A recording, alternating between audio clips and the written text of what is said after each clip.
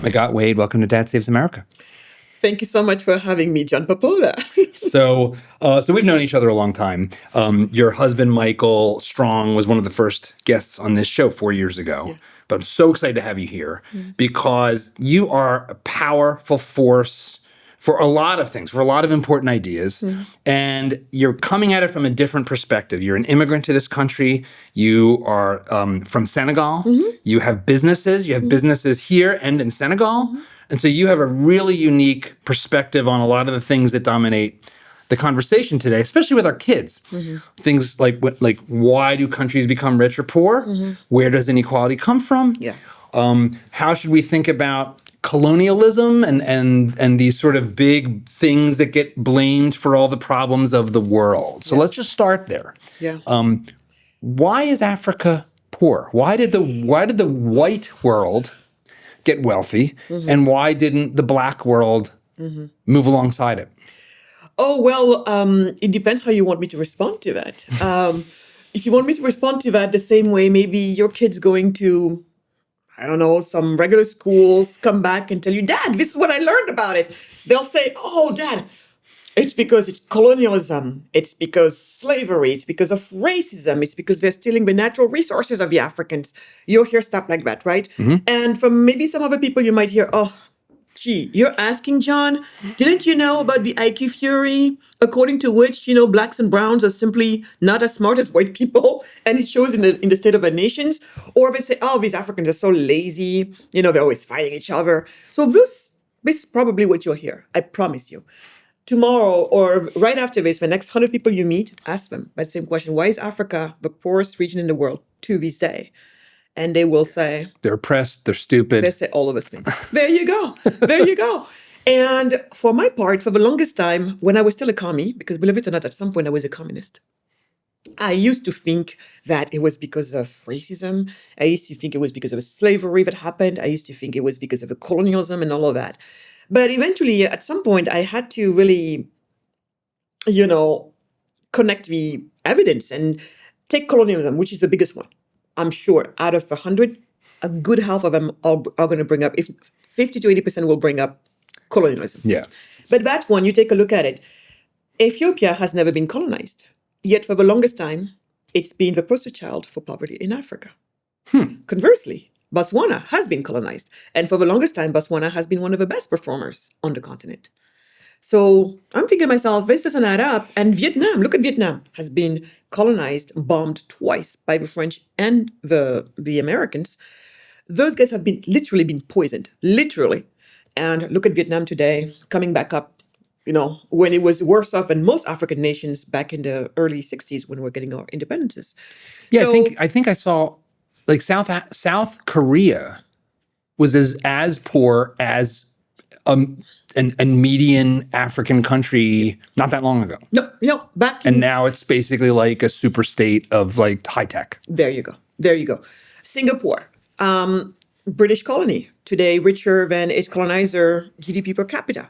Hello. So I'm thinking to myself, no, this colonialism thing, while it sounded very comforting because it's always kind of comforting when it's somebody else's fault. And I think maybe even I kind of led onto that.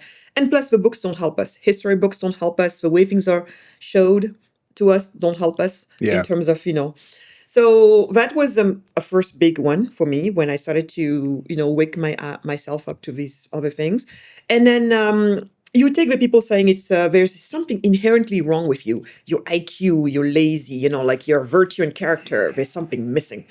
Well, then how do you explain when the same person moves to the US or to another rich nation, all of a sudden they can make it, not necessarily thanks to welfare, but, in America, half of the black doctors are from Nigeria. Did you know that?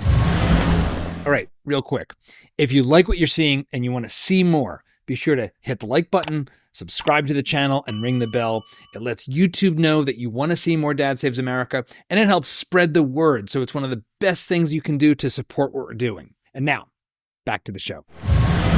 I was very surprised. I did a video a couple of years ago about the fact that Nigerian Americans outperform whites. Yep. Again, this is all like in aggregate data, right? And whites is weird in and of itself. But but Nigerian immigrants. Yeah. I had Akbar Bajabiamila on the show. He's a really interesting guy. He's one of the hosts of American Ninja Warrior, but he grew up literally in South Central during the Rodney King riots. But him and his family are from Nigeria. Wow. His father is a conservative Muslim. His mother is Christian, so that's interesting too. Yes.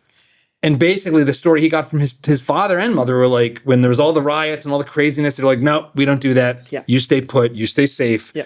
Keep your nose in your books. Yes. And then he went on to be NFL football player and be what is like more typical of Nigerian immigrants. Like exactly. So I think that's also another thing that I'm sure we'll talk about, but about how those of us African immigrants kind of take a look at race relationships in this country.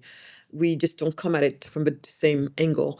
And so there's two different, there's more than two, but there's definitely different Black cultures in America. Oh, of course. So we'll talk about that. Okay, staying on Africa. So it's not the British coming in and stealing everything. Yeah, it's not that, and it's not the fact that supposedly we're low IQ, because the same person that you said was worthless, comes here, becomes a doctor, becomes an entrepreneur, becomes all of these things.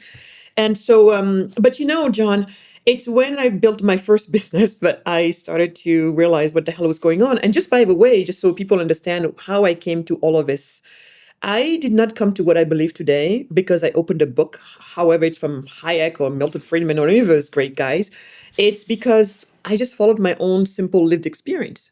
So what happened for me is right around age 2, my family made a very difficult decision that many African parents made before them and continue making to this day, is to look at your 2-year-old and realize that the best way to serve this child is for you to leave that child behind.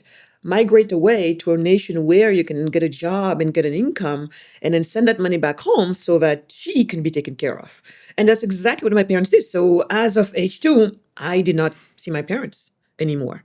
And it's only later, 5-something years later, that they called back for me to be reunited with them in Germany. They were in Germany at that point. So your parents left you in Senegal? Yes, with my grandmother. Okay, and so you're with your grandmother, and your parents go to Germany. Yeah, they went to France first, went to Germany. Then when I went to be with them, they were still in Germany, and then we moved again to France a couple years after that. And we can come back to, because in today's environment with mass migration and everything that's happened, there will be a lot of viewers that are immediately like, your parents were part of this group of people that have flooded Europe. So I'll table that, but just viewer, we'll come back. We'll come back to immigration later. Exactly. So family goes to Germany my parents go to Germany for a better life. And so they send money back home when it's clear that the immigration journey has worked and they are stable, everything is legal and all good.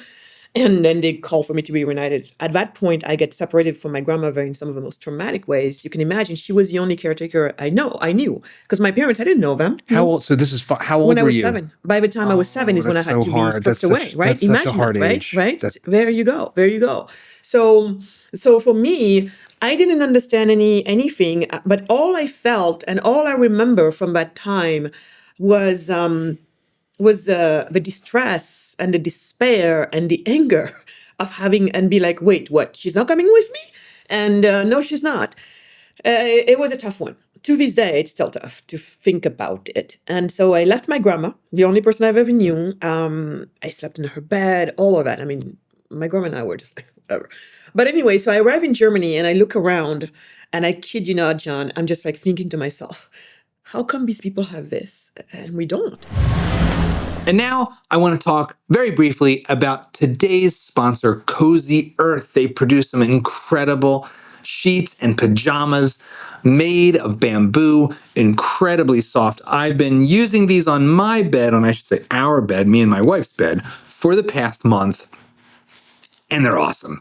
They're super soft. They help us stay, well, in my case, stay cool. In my wife's case, stay warm, because we, of course, as men and women, want 2 different temperatures at all times. They're very well made. They've been through several wash cycles. They hold up great.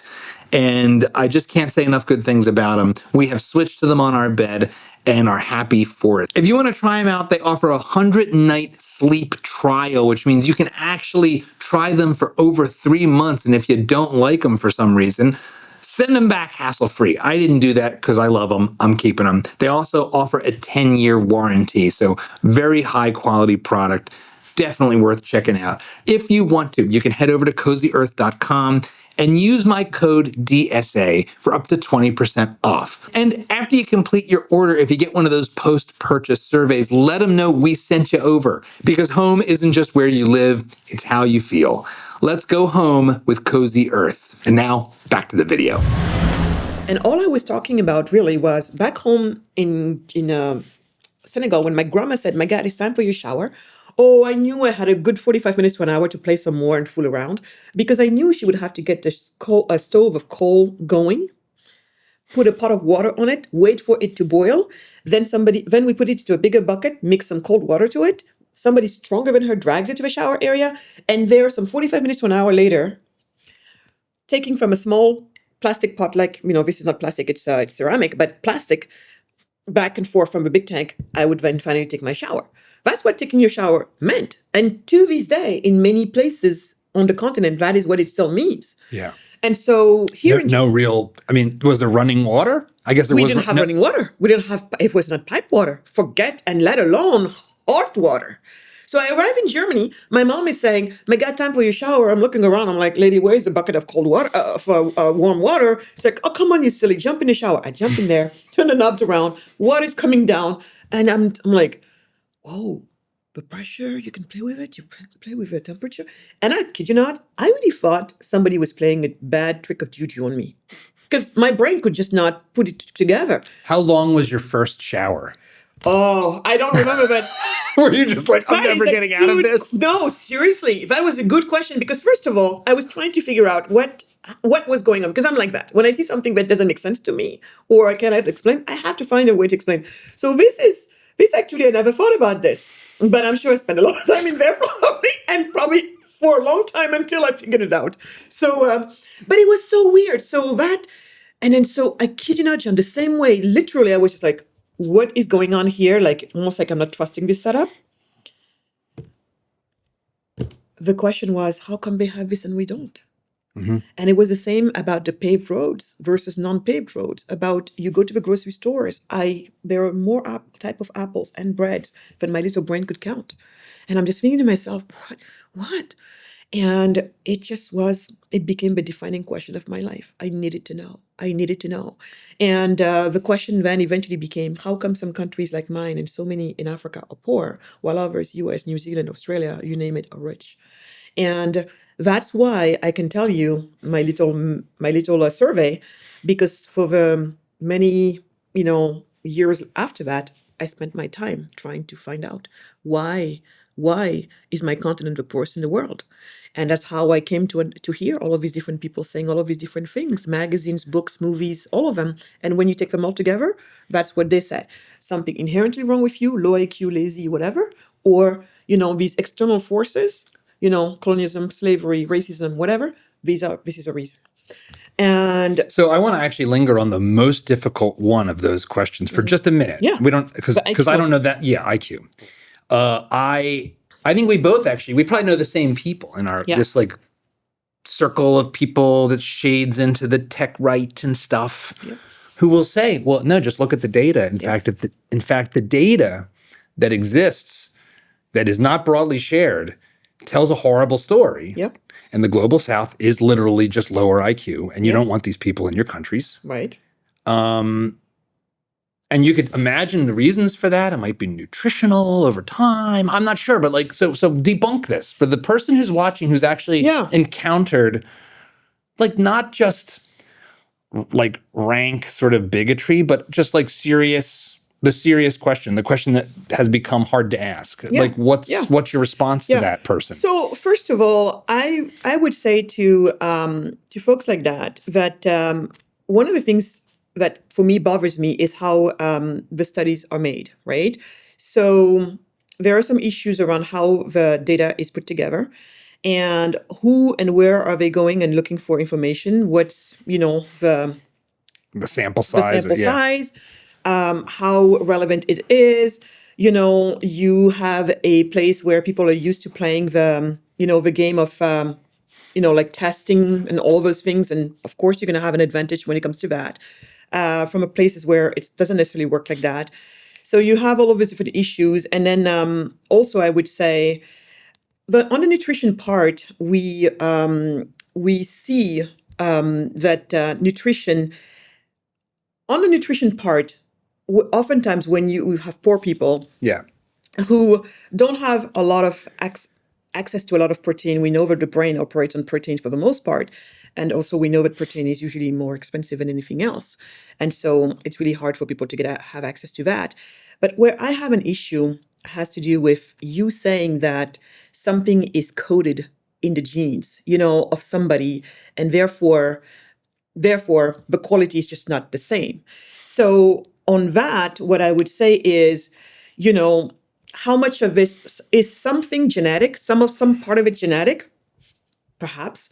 How coded is it to supposedly the people who have this skin color or a tint, various tints of it, whether it's any shade of black or brown, right? How much is it linked to that? I'm not so sure, right? And so, but let's go back to the gene part where I have an issue with these people is them trying to say that genetically speaking, there is literally an issue there. And because of that, nothing can be done about this. Our Brian Kaplan, who's been a friend of, one of the things he's pointed out is whatever that issue might be in the data, when people move to countries like the United States, their IQs go up. Exactly. So that's where I was going to go next. Yeah. That's what's going to be my point next, because that's the argument I'm trying to make with this whole thing is something like, is it definite, and you can't go anywhere? Yeah. That's what I'm trying to challenge here. So first of all, let's say you even say that somebody supposedly, let me just go there with you. Yeah. Let me just even go there with you and say that genetically speaking, whatever. Yeah. The global South's been disadvantaged. We're not judging them. We're just stating the facts. Let's just even say I go there. Then I say, and then is that the end of it? That's the end of it. Because by now we also understand even epigenetics, the fact that your surrounding environment will actually even go and alter some of your gene characteristics, right? Mm-hmm. We know that is out there, that's real. We also know that another big one for me is culture. So culture, we are the result of our ambient culture. If you're in a culture where it's all about being studious, being into book reading or whatever, we see that with twins who came from the same, genetic material, you put them into different environments, it's completely something different outcomes show up. You provide people with better protein as well, and all of a sudden you see things going up. And I think if we go back to some of the records from Europeans and people like that from back in the days, at a certain point in terms of economic development, I don't think the brains were as big or as developed as they are today when, we have access to all of this good food and nutritious foods. So the point is, it's very materialistic. I think the twin studies are a little more complicated because there's a fair amount of like surprising, like there was a film, Three Identical Strangers, mm-hmm. and it was part of this study, mm-hmm. and basically. Mm-hmm. The kids turned out remarkably similar despite being in radically different backgrounds. Well, but we also find the same, we kind of find opposite though, no? Am I wrong? I'm not an expert in it. I know it's like... Kids coming out of the same... Go ahead. Yeah, well, I think one of the problems with a lot of these conversations around genetics and IQ and personality is, at one level, sort of everything's genes, right? Because mm-hmm. we are... You got to start somewhere. You got to start somewhere. Like we have our set of things. Exactly. And there's no reason to believe that the fact that I have curly hair and so do you is set by our genes, but our personality, our cognitive processing speed isn't. Yeah. Yeah. But what you do with it is like 90%. I tend to think of this like we always discount perspiration. Inspiration is everything. Who's got a great idea? I'm excited to share today's sponsor, Shopify, because I love them both as a consumer and as a seller. I have a background in doing some e-commerce, and I didn't use Shopify, and the experience was terrible. Shopify is the opposite. They are world-class. They're the best in the business when it comes to giving you all kinds of options. And as a buyer, they make it easy to check out. They give you that little purple button that pre-fills all of your information, makes everything seamless and smooth. You don't even need to reach for your wallet. Shopify is the commerce platform behind millions of businesses around the world and 10% of all e-commerce in the US. They power everything from giant brands like Mattel and Heinz and Gymshark to brands just getting started. Get started with your own design studio with hundreds of ready-to-use templates. Shopify helps you build a beautiful online store that matches your brand's style. Get the word out like you have a marketing team behind you. Easily create email and social media campaigns wherever your customers are scrolling or strolling. Best yet, Shopify is your commerce expert with world-class expertise in everything from managing inventory to international shipping to processing returns and beyond. What if I get stuck? Shopify is always around to share advice with their award-winning 24/7 customer support. See fewer carts go abandoned and more sales go with Shopify and their shop pay button. I really do like that shop button. Every time I see it, I'm like, oh good, it's quick, it's easy, it works. Sign up for your $1 per month trial today at shopify.com/dad. That's shopify.com/dad. One more time, that's shopify.com/dad. And now, back to the video. I'm coming out of the creative business. It's always been that, who's got the great idea? And it's like, yeah, actually, like there's 10 people will have the same great idea. Hundreds of people have the same great idea. Getting it done is like literally the entire journey. That's the other thing. Right? That's the other thing. That's the other thing. Exactly. So exactly. I think there's a lot of ways to knock this. And the data sample sizes are very small. The twin studies are tiny. To me, the data size, all of that is problematic. And then going back to what you just said, that was the other piece I was going to bring up, which has to do with defined intelligence for me, and how much of that is actually related to how much output you can put out there. We all know that many of the millionaires in this country used to be UB students, sometimes C- or whatever, but they're the ones who, in a way, built this country, who build the things that you see. A lot of A+, I don't know how big brains, they could not find a way out of a room if their lives depended on it. So at some point, right, and especially here, if you're going to go and tell me, oh, the IQ level is why they can't build great countries, even there, things don't add up. But again, I'm playing here with devil's advocate by even saying that I'm going anywhere near those. Yeah, I mean, I figure why not? Because I'd like to think as we're in this time where we had so much sort of thought police, right? And now we're in a time where there's a lot of reaction to the thought policing. And what I'm trying to do, certainly with this show, it's topics like that, is like, can we be reasonable and still actually talk about the subject? To me, it's very important to discuss these things. And I think the whole IQ thing, that's why I'm very happy you asked about the question openly. As long as we have taboo conversations or subjects, it's just what you're doing. People are not going to stop wondering. People are not going to stop thinking, thank God. And so, but if you're refusing to engage with them, then they're going to go in some of the most obscure parts of the internet or places and get their information there. Yeah. So I say, let's put it all on the table and let's wrestle with it. I'm pretty confident with who I am. So to me, and I am believing proof, many others are believing proof that somehow, somewhere, these things don't really add up. And we got to look somewhere else. It's totally fine. But if we don't bring it up, then we can't go there. So I'm very happy that there are spaces where we can have these conversations and discuss these type of things. So that's what needs to happen. So we've got the IQ / it's inherent, it's inescapable argument. Yeah. We'll bracket that now. Mm-hmm. What about just the theft? What about like, oh, well, the Spanish and the French and then especially the British, because, as one academic said, they're the worst of the whites. I remember seeing this on social media, somebody who apparently has a PhD somehow and teaches students, God forbid. But aren't they the worst of the whites? Didn't they conquer the world? Didn't they go around stealing everything to build the British Empire? I mean, isn't even America partly we became independent because they were trying to steal from us, like in the 1730s after the war? Like, okay, now with the Stamp Act and all that? Like, what about the theft? It's very interesting because this past weekend, I was talking to a friend of mine. There's a country in her country, they just had an election. It was Benin, and this past weekend.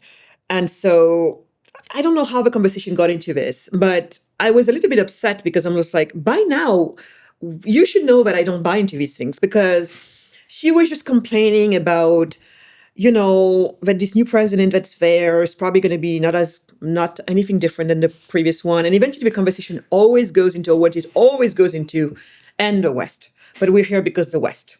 Okay, the West did this. The West is stealing our natural resources, and that's probably why they want this president to stay on. Whatever. And I'm sitting there talking to her, and then, oh, no. This was even better than that, because it kind of touches with the IQ thing. Because at some point, when we went into the West thing, and I'm just like, and I told her, because among me and other Africans, we have this little joke where, well, I'll just say, that is so low IQ. When people say something, I say, that is so low IQ of us. We're so low IQ of you. And then I said to her, maybe what they say is true. Maybe we're all low IQ. Maybe I'm low IQ. And then guess what she said? She said, in this case, she said, well, Magatte, I don't know. Maybe they put something in the water. And I said, what? But she was being serious about it. Yeah. They said, maybe something. I said, what? And then she said, I mean, come on. This is the horseshoe theory of politics. Yeah. Pretty soon just going to be like, God knows where you go from there. Oh, no, but wait. And then she's like, maybe something in the water. And I said, what? And she's like, because Micah, think about it. Otherwise, how come we are the only ones who have been, colonized, and the slavery that lasted for hundreds of years? How come? And I said, you're saying we're the only ones? She said, yeah. I said, no. And it's like, who else has been colonized? Who else has been in slavery? I said, everyone. I was so shocked. No, this past weekend on Sunday. And I said, who else has been? And she said, who else? And I said, everyone. And she said, huh? And I said to her, it was the history of the world. And she said, well, but the Chinese have never colonized that, because, so many Africans think the China model is a model, because somehow they think China is getting its cake and eating it too, thinking that... It's communist, but it's sort of like got capitalism things and... Yeah, the capitalism, they don't even see... Pay no attention to the death count of Mao. That was a couple of mistakes along the way. None of that. So China is a big thing. And I'm like, do you know that in China, depending on which socioeconomic class you belong to, anybody almost at the bottom is pretty much treated like a slave. And also and so she didn't know about that either. And I told her... Or where did the word slave come from? Exactly. I told her this, the Slavs thing. And she's like, there's a white people. It's like, huh? So for somebody that isn't familiar with this, where did the word slave come from, Magatte? Slav. And how do you say the Slav in English? It's like the Slavics, right? How do you say the Slav in English? I'm not even sure exactly. It'd be Slavic. In French, we say les Slav. So in English, I think Slavic. Yeah. Mm-hmm. Yeah, that's where it comes from. Very white, very fair people. Eastern European white slaves, basically. Yeah, Eastern European white slaves. And I said that to her, and I said, you need to understand, slavery was the default of the world until we got, we got enlightened. Yes. And a lot of that came from Europe as well. And so particularly the British. I think her world just started to crumble. And what is funny is because I know she's heard about these things before, but it didn't start to connect for her until she heard it from me. So I think if you say that, listening to her, oh, whatever, just self-serving crap, But me, first of all, I need to check in with her this weekend to see if she's still okay. But it was kind of very interesting. So here we go back to the whole thing. I guess we're talking about the colonialism. But let's actually go back to so you go to Germany. You can't believe what you're seeing. Yeah, I can't believe what I'm seeing. And so you said you were a communist, like your friend. So, or maybe she's not a communist, but like you bought into this sort of victimhood, oppressor oppressed framework. When did that start to happen for you? Like, what got you into that mode first? I think for me, when it started to happen, and this is very interesting actually, because I come from a family where my father doesn't buy into victimhood. My mother doesn't either. My grandma definitely not. So I did not grow up, with this attitude of blaming others. If anything, my father's mantra was criticize by creating. It's not ours. It's very much Michelangelo's. But I was raised along those lines of my father saying, I don't want to hear about your problems. The only way I can hear about them is what did you think about in terms of solutions? It doesn't have to be right, but I just want to know that you're in that mode. Because great. everything else, no, we don't do that. And so I was raised more like that. So I was fine.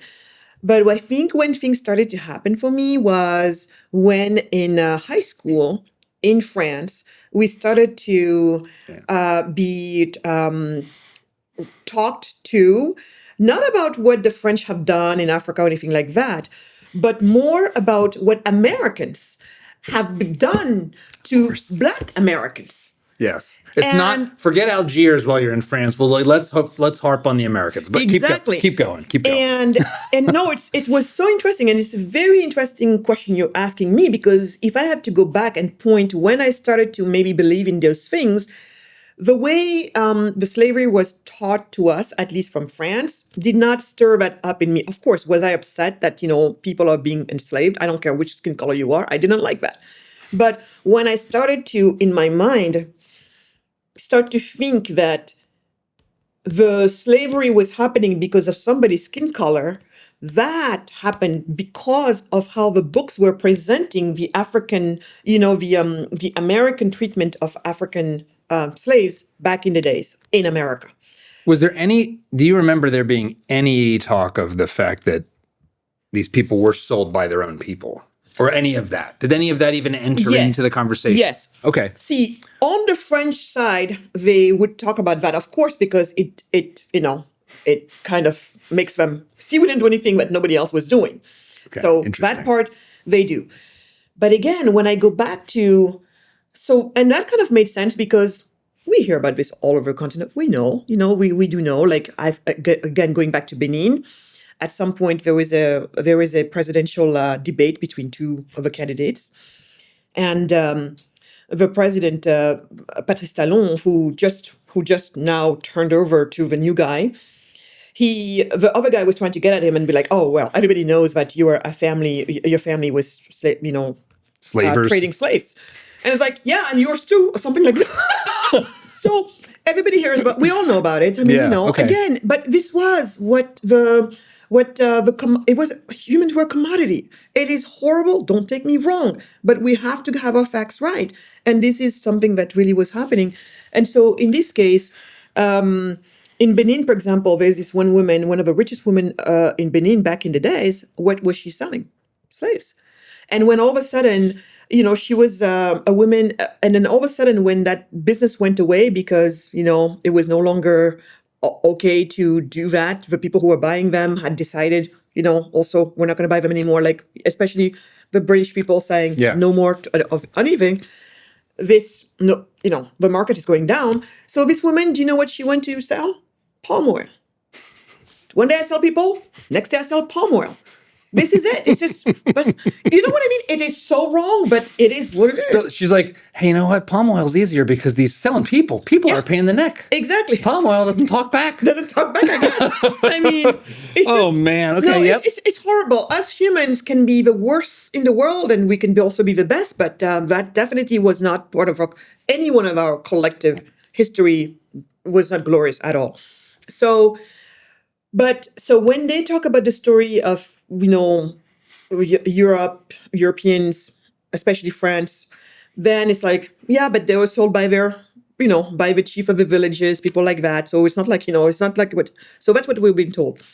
So for me, I was not really connecting, it's just because, yes, of course, Rousseau has said many things where, with a noble savage and all of that stuff. Fine, we heard about all of those things, but still, when it started this piece in my heart to just really,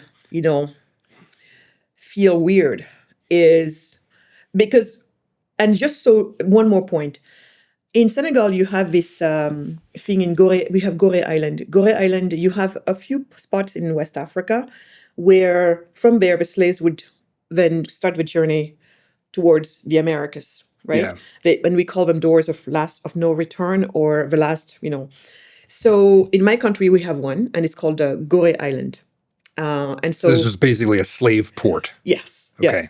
And Obama, or many people go there, take their pictures with, like literally that door from where the slaves then got into the ship and then they never see home again. Because even there, what you learn when you go through it is the slave masters, but many of them had wives that were from, in this case, Senegal, and they were half black, half white. So for me, you don't still connect it with being necessarily black, right? If you want to be honest about yourself, are you going to refute the half black in this woman to just say this is all race based? It does look like it's race based because black, white here, but that was weird, right? So I want to just make sure I'm understanding. So you're saying like there's a British slaver and he's living in Senegal or French. French, yeah. And he ends up marrying a Senegalese woman. Yes, we have this phenomenon. And then he has kids who are mixed race. We have this phenomenon in Senegal where there's people who live they're based in Saint Louis. Saint Louis is still a town that exists. By the way, if you go to Saint Louis today and you look at the French quarters in New Orleans, it's sister cities, except that ours needs renovation to be restored, but the buildings, everything, it was built by the same people at the same time. Just to give you an idea what Saint Louis looks like. And it used to be, back in the days, the capital of my country. Today it's Dakar. But more importantly, it was the capital of French colonies on most of West Africa. So there's a phenomenon there where these women, we call them the signares. So what happens is they're half-halves. And so these people, the French, they would be basically living up there. The cells are here, and up here it's the living quarters. Yeah. And the man is from, the conquering side, and the woman is from over there. So if you look at something like that and you're being honest with you, this is interesting. But again, the connections don't happen in my mind in terms of connecting skin color with a reason why somebody's being enslaved until, from the history books, the way taught in France about American slavery, that's when it started to look like to me that black people in America at least, and then later I just started putting it back to everything, are being enslaved because of their skin color. And it's only later that it made sense to me, because if you know the story of humanity, you know that slavery is our common history. I mean, it's throughout the Bible. Starting with the first slaves were white, these white people. Yeah. Like we said, you call them the Slavics, we call them les Slaves. The Israelites by the Egyptians, all this. All over the place. Yeah. Rome. Do we want to talk about what was going on in there? The Roman Empire? Yeah. Right? Yeah. And many of them are white people that, are slaves in Rome. Genghis Khan, it's every continent. Every continent. So I'm sure the natives you go to the Aztecs, it's all everywhere you go. Exactly. But if that is the story of man, as in humanity, then how and when along the line did we get to conflate slavery with skin color? When? And for me, I never thought of it. I could point to you when I started to think that way. It was when the French was teaching me about American treatment of slaves in America. I didn't understand why, but that's when it happened for me. Later, fast forward, I read this book from Rachel Ferguson, Black Marketplace, I think it's called. And there it made sense. The people during the Southerners, who were the slave owners, Yeah. compared to the North, when they were going at it with each other, basically one of the ways they came up with in trying to justify, keeping the status quo, it's them who actually started to put this idea of race together with, we need to keep these people where they are. And I think such a job was done at that point that eventually that is when, and Rachel really actually records it very well. She said that's when, for the first time in a way, slavery was justified by supposedly skin color. They found a great way to say that these people need to be enslaved because Black people this, Black people that, and it is when I read that, I stopped. I closed the book, and I had to really sit there and reflect. And it made me even ask my own question that you asked me.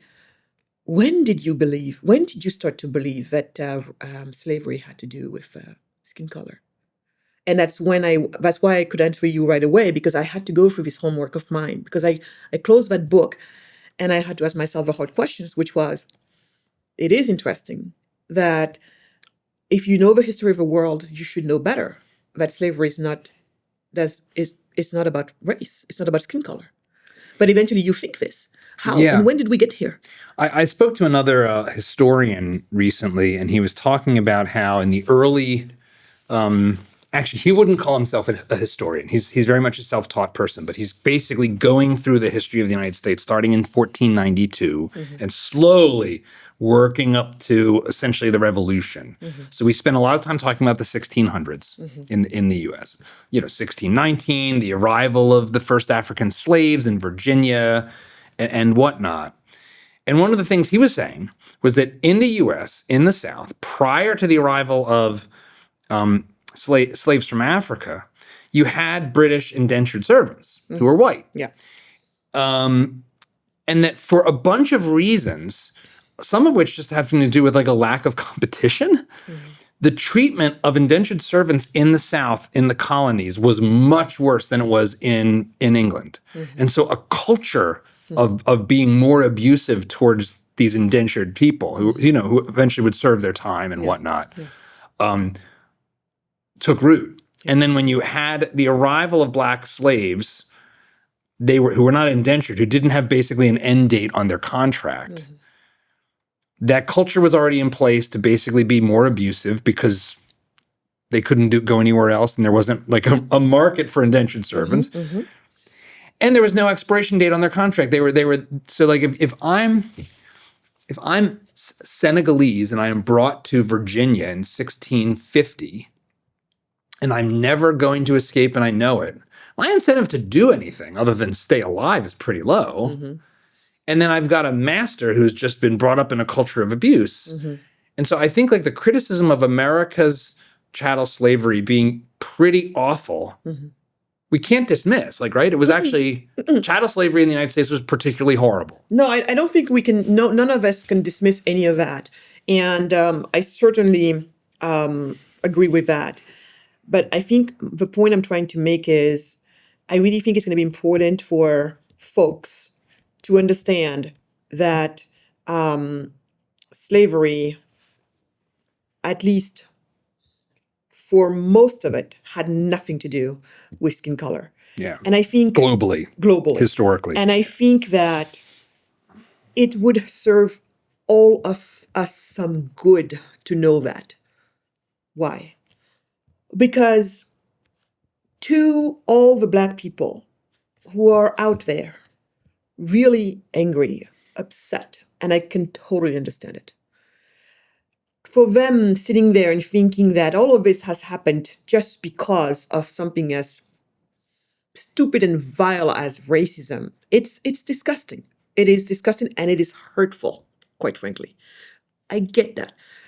But the minute you start to understand that it had nothing to do with that, at least for most of it, right? Tens of thousands of years. Then it starts to, something in you starts to just, it goes away, right? You don't take it personally so much anymore. And that counts for a lot, right? It doesn't take away the fact that it was wrong to enslave anybody, right? That part is there. We should all be upset about it, as we should. So we make sure we never do it again to anybody, that part. But I think if we remember and understand what history was like, then to Black people, that's, I think, is going to shed huge load.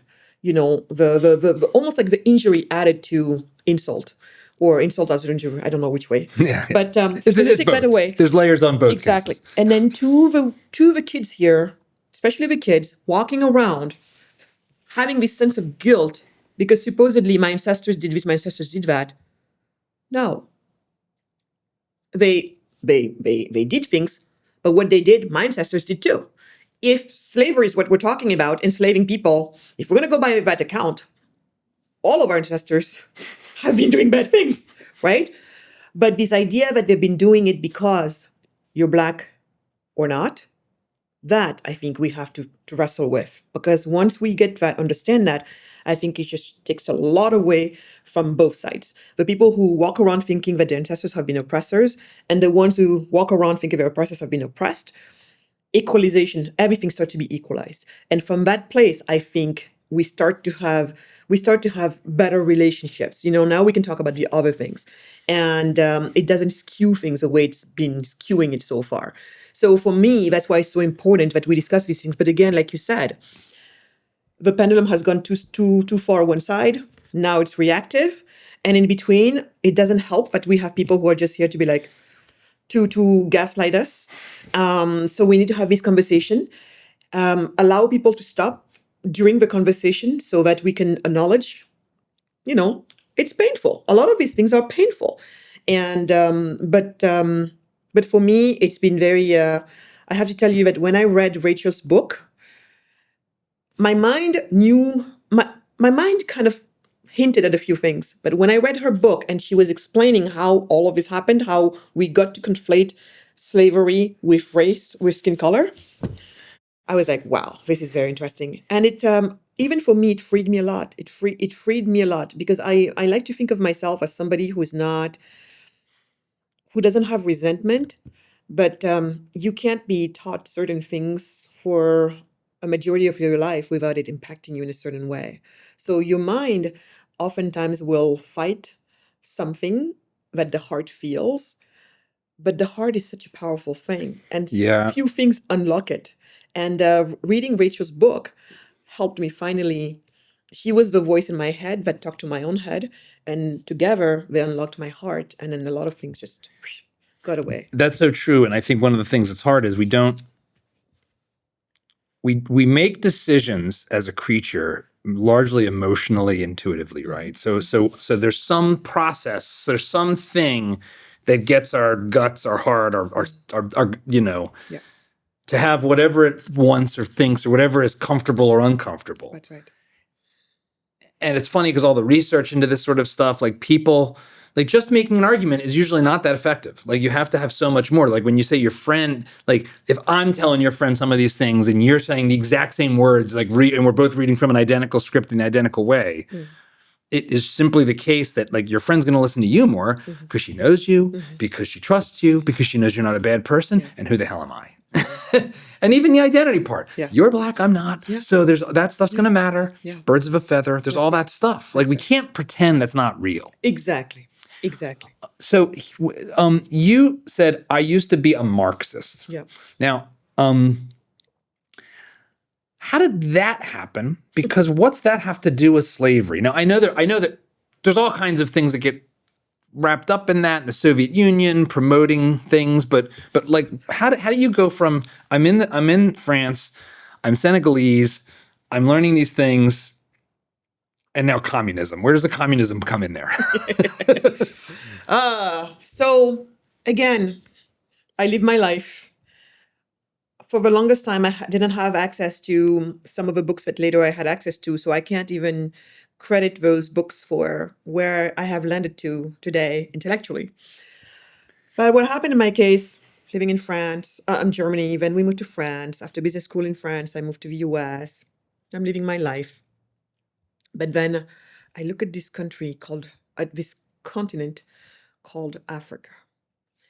And I see how nothing, it seems like almost nothing works, right? I see the poverty, I see all of that. And I see the result of that poverty. And the result of that poverty truly is what we call neocolonialism. So colonialism is one thing, but neocolonialism is the sense in which pretty much the best industries in your country don't belong to nationals.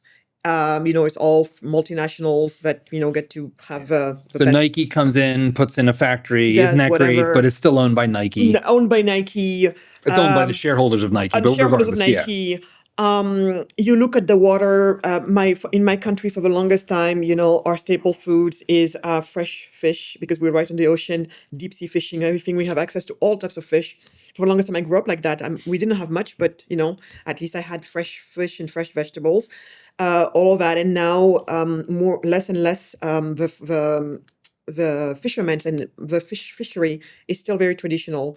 Our people don't have the means to buy these big boats or anything like that. But they're complaining year after year. It's getting worse and worse because now you have these big boats owned by the Chinese, owned by the Japanese, owned by all types of people out there dragging literally the ocean floor, grabbing, Right. Anyway, so which means less fish for us. And the little that's left is now more expensive, supply and demand, Yep. more expensive. And all of that. So many of the people who used to be fishermen, now those fishermen's boats are being turned into migration boats. Because if the fish is not coming anymore, all of that stuff, people Off to the UK you go. after the UK go, and in our case, Spain, those places. So I'm Spain, here. then France, then the UK, I think is like the path, actually. Exactly. Yeah. So I'm here looking at all of this stuff. And by the time my mind was starting to, now be like, okay, what's going on about all of this? But, not doing my homework seriously, but just going about the vibes, about why is this going on, That sounds about right. Right? Communism's always mostly about the vibes, but okay. What's going on? So I'm seeing all of this stuff. And I'm thinking, and then I'm also, this matters, I'm living in San Francisco, okay? I'm You're surrounded set up for success. very much. Black women in San Francisco, concerned about the poor. A lot of people ready to tell you some stories. And the books I'm supposed to read, all of that stuff, which I did. I didn't know there was a whole other side of a story. But everything I'm reading, it's just, everything is adding up on the surface. So basically, I'm learning that this is what happens. This is basically what happens in late stage capitalism. This is late stage capitalism. This is what happens when capitalism has gone on for so long, for so bad. You are what happens. And for me, I guess it makes sense because what happens is I'm looking at all of this. I'm looking at the way we're treated. I'm looking at the way multinationals treat people on the ground. Basically, sometimes people not being paid for months and still not saying anything. Treated like second-class citizens in their own country within these companies, nothing protecting them. And then I started to feel to myself, look, there's no laws, there's nothing. These people come here, it's a jungle, they get to do whatever they want. And these Chinese companies, they're mining the hell out of this place and polluting our waters and our rivers, as they're mining their gold. And look at these kids over there who are, digging up cobalt in the Congo. It's horrible.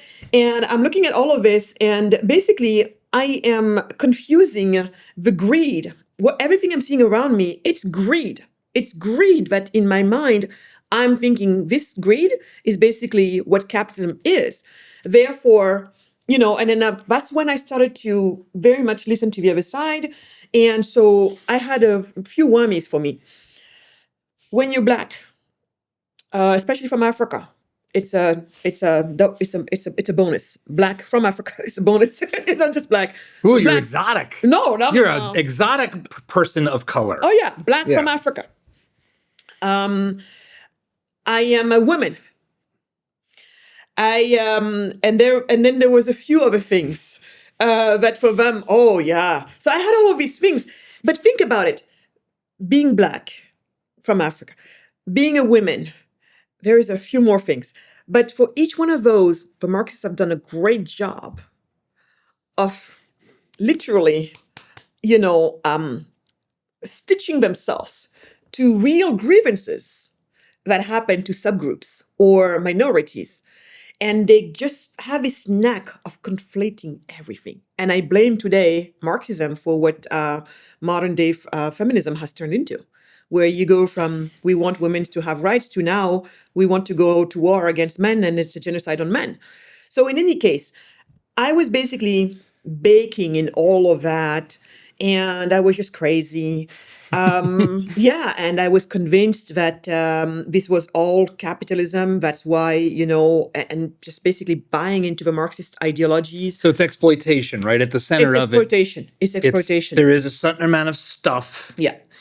If you over here have more, it is because you took it. Mm-hmm. And it's a zero-sum world. Yes.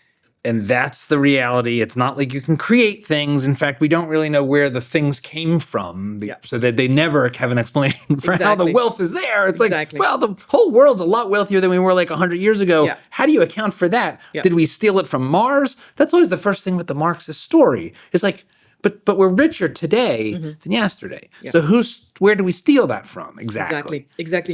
And, but so I get it. So you've got this thing. You've got these giant disparities. You've got this history of race and slavery, and even if it's not historically been the driver, it's still there. Where do you start to change, and what is the answer to that argument? Because that argument persists. In fact, if anything, that argument among some people is gaining ground. The mayor of New York City today, he is from Africa or Uganda. So he's an African. Yeah. His father is a Marxist anti-colonialist professor who tells the entire story you're saying you got soaked in. Yep. Why is he wrong? Why were you wrong? Or his father is even worse. I mean, I'm going to be reading his book and writing a review on it, but the guy is pretty much he's trying to make the argument that Idi Amin was actually not that bad. But anyway, let me read the book. Get back to you. Yeah. In any case, so I think for me, John, it all made sense on the surface and vibes wise. It all made sense, especially when you don't get to hear the other side, or anytime they try to say anything, you just discount them quickly by you're a racist. Yeah, you're racist, and of course, you stand to lose. Remember that zero-sum game? You're the one who stands to lose if anything changes. So why would I listen to you anyway? So it's this type of situation where it's just, there's no way out. There's almost no way out of that bubble. There's no way out because you're primed to believe what you believe.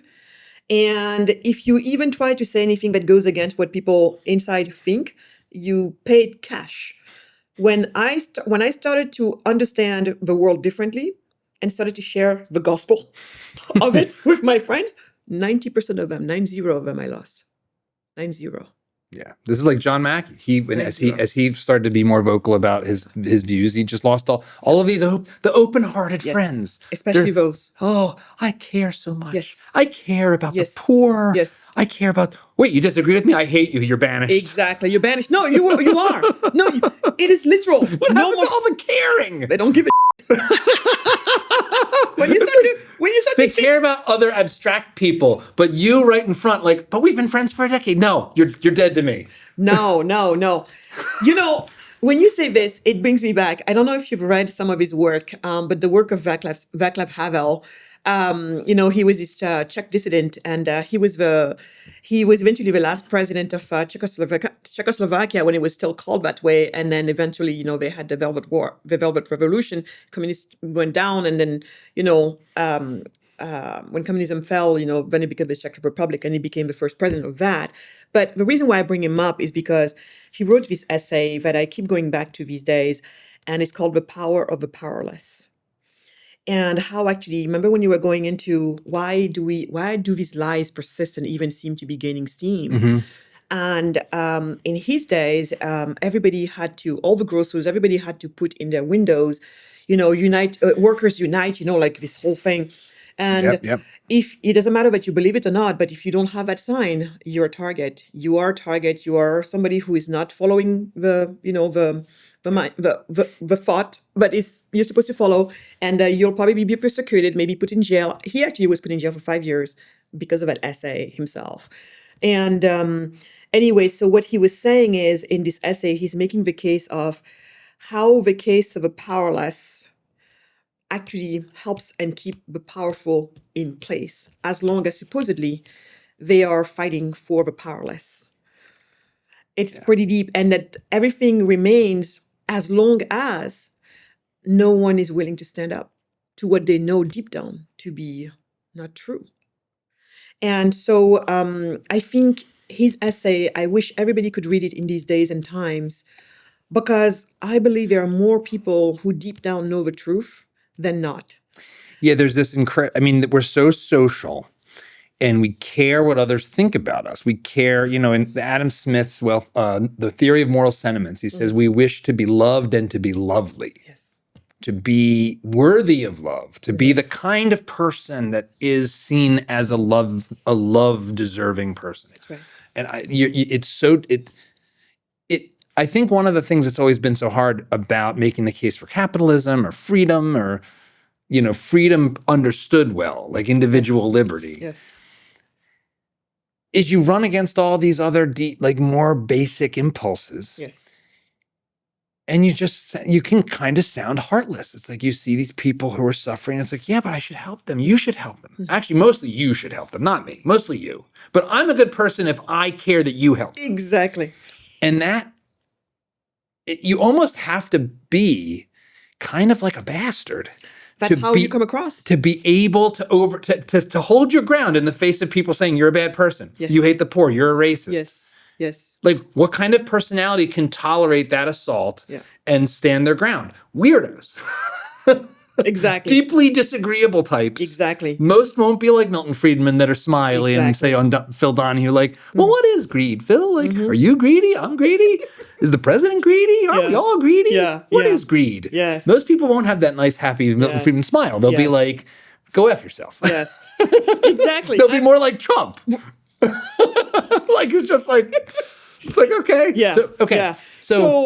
So that's kind of what I was surrounded with. And to me, it all made sense. And also, I have to say, when you talked about care, this is an environment that feels so warm. You know, they feel very warm.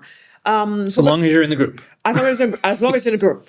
And for the longest time, I kid you not, for me, all Republicans were racist, sexist, bad people, dangerous people. So anyway, I was growing up like that, minding my own business, but running a business. I started a business. Yeah. And because the gateway drug, having to try to create value for other people without busybodies wrecking it. Well, that's right. So I think you're crazy. I'm just trying to help somebody else with this product. John, you're crazy. Why do you care? Why don't you leave me alone? Yes. I mean, that's like, at some level, like the Jersey in me is like, why do you care? Leave me alone. I know. But anyway, keep going. I'm sorry. But it's so, it's a good, interesting way to put it. But so especially the type of business I'm in, it's all organic beverages, where I'm doing it all like, but I'm conscious capitalist all the way. I've always been conscious conscious of that. At least I try. So of course, I attract that whole world. So some of the people back then, some of the mentors were, you know, the guy who founded Odwalla, and he's very friends with the Ben and Jerry's guys who founded, you know, all of that. Turbo left. Turbo. And we're going to these conferences, you know, called Pioneers, you know, up in the North Bay, and there we start with people from the First Nations who come in, and that's when the first time I saw us, you know, thanking the land acknowledgement, all of that, and that to me, I could relate to some of that, but most importantly, all of this is a conspiracy thing about the food, how it's been poisoned, and we need to do mushrooms and. It's the whole package. You just like summarized the entire Pacific Northwest vibe. No, you have Let's no idea. do crunchy stuff. Yes. Let's maybe go do mushrooms and like in Aspen. Yes. And like pat ourselves on the back for what great people we are. Yes. We are hardcore business people and pay no attention, Patagonia, to your entirely oil-produced line of products. Yes. And off we go. No, it was just crazy. And then back to our private jets. I didn't have one, but some of them, you know. Yeah. So anyway, so I'm living in this world. Not that there's anything wrong with the private jet, per se. And we're feeling, and we're feeling also I'm telling you, I really felt like I was on the right side of history. We're on the right side of everything. We're the right one. We're up here. We are those who care. We are the good ones. And everybody else almost looks stupid. I kid you not, for the longest time, I would look down on people shopping at Walmart. And I was horrible. I was horrible. You were like literally going through like the Animal Farm morph I was into horrible. Why are you wearing clothes there, buddy? No. It's like, No. You know. And judging people on what they eat, even their body size. Because to me, if you like that, it means that you're probably eating processed food. If you're eating processed food, it means you're not that smart about what you don't like. Basically, we know more than the others, and it shows in our bodies. We're all athletic, whatever. So when you're in the middle of that vibe, Yes, I'm in the middle of this vibe. I'm but then building you're this also business. like, but we care and we're compassionate. How's that? Well, How does that all? I will tell you when I had my reckoning. I will tell you. The truth is, I went in business not because I wanted to be rich. I went in business because something truly bothered me. I went in business because another thing you need to understand, so it will help people better understand the journey and why all of these things connect. So yes, I got to Germany. I saw all of this stuff. I'm wondering to myself, why are we poor? Why are some other nations not poor? I'm trying to get the cues from everybody for years. I hear all types of, answers that we talked about. None of them kind of make sense to me because of what we talked about. And eventually, we go back to France, and after that, business school in France, I moved to the U.S. because Hollywood told me the U.S. as the land of opportunity. So I'm coming here and I'm living my best life. The country really has provided, and it was not like the French told me that I was going to be lynched in the South or anything like that, which is true. That's what they tell you. You're going to get lynched in the South in like 1998. Yeah, but you can laugh all you want, but for the longest time, I was scared to even have a layover in some type of the American airports that are in the South. Atlanta, Georgia, I would avoid, and you can imagine how hard it must be to avoid because it's one of the busiest, if not the busiest one in the country. But all of that, I mean, me trying to drive, have a rental car in Alabama. Are you crazy? Are you out of your mind? Stop at a Waffle House. Bad stuff's going to happen. No, I've been always careful. Yeah. I'm not saying things don't happen, but I'm just saying this is my mind. Yep. So anyway, this was me.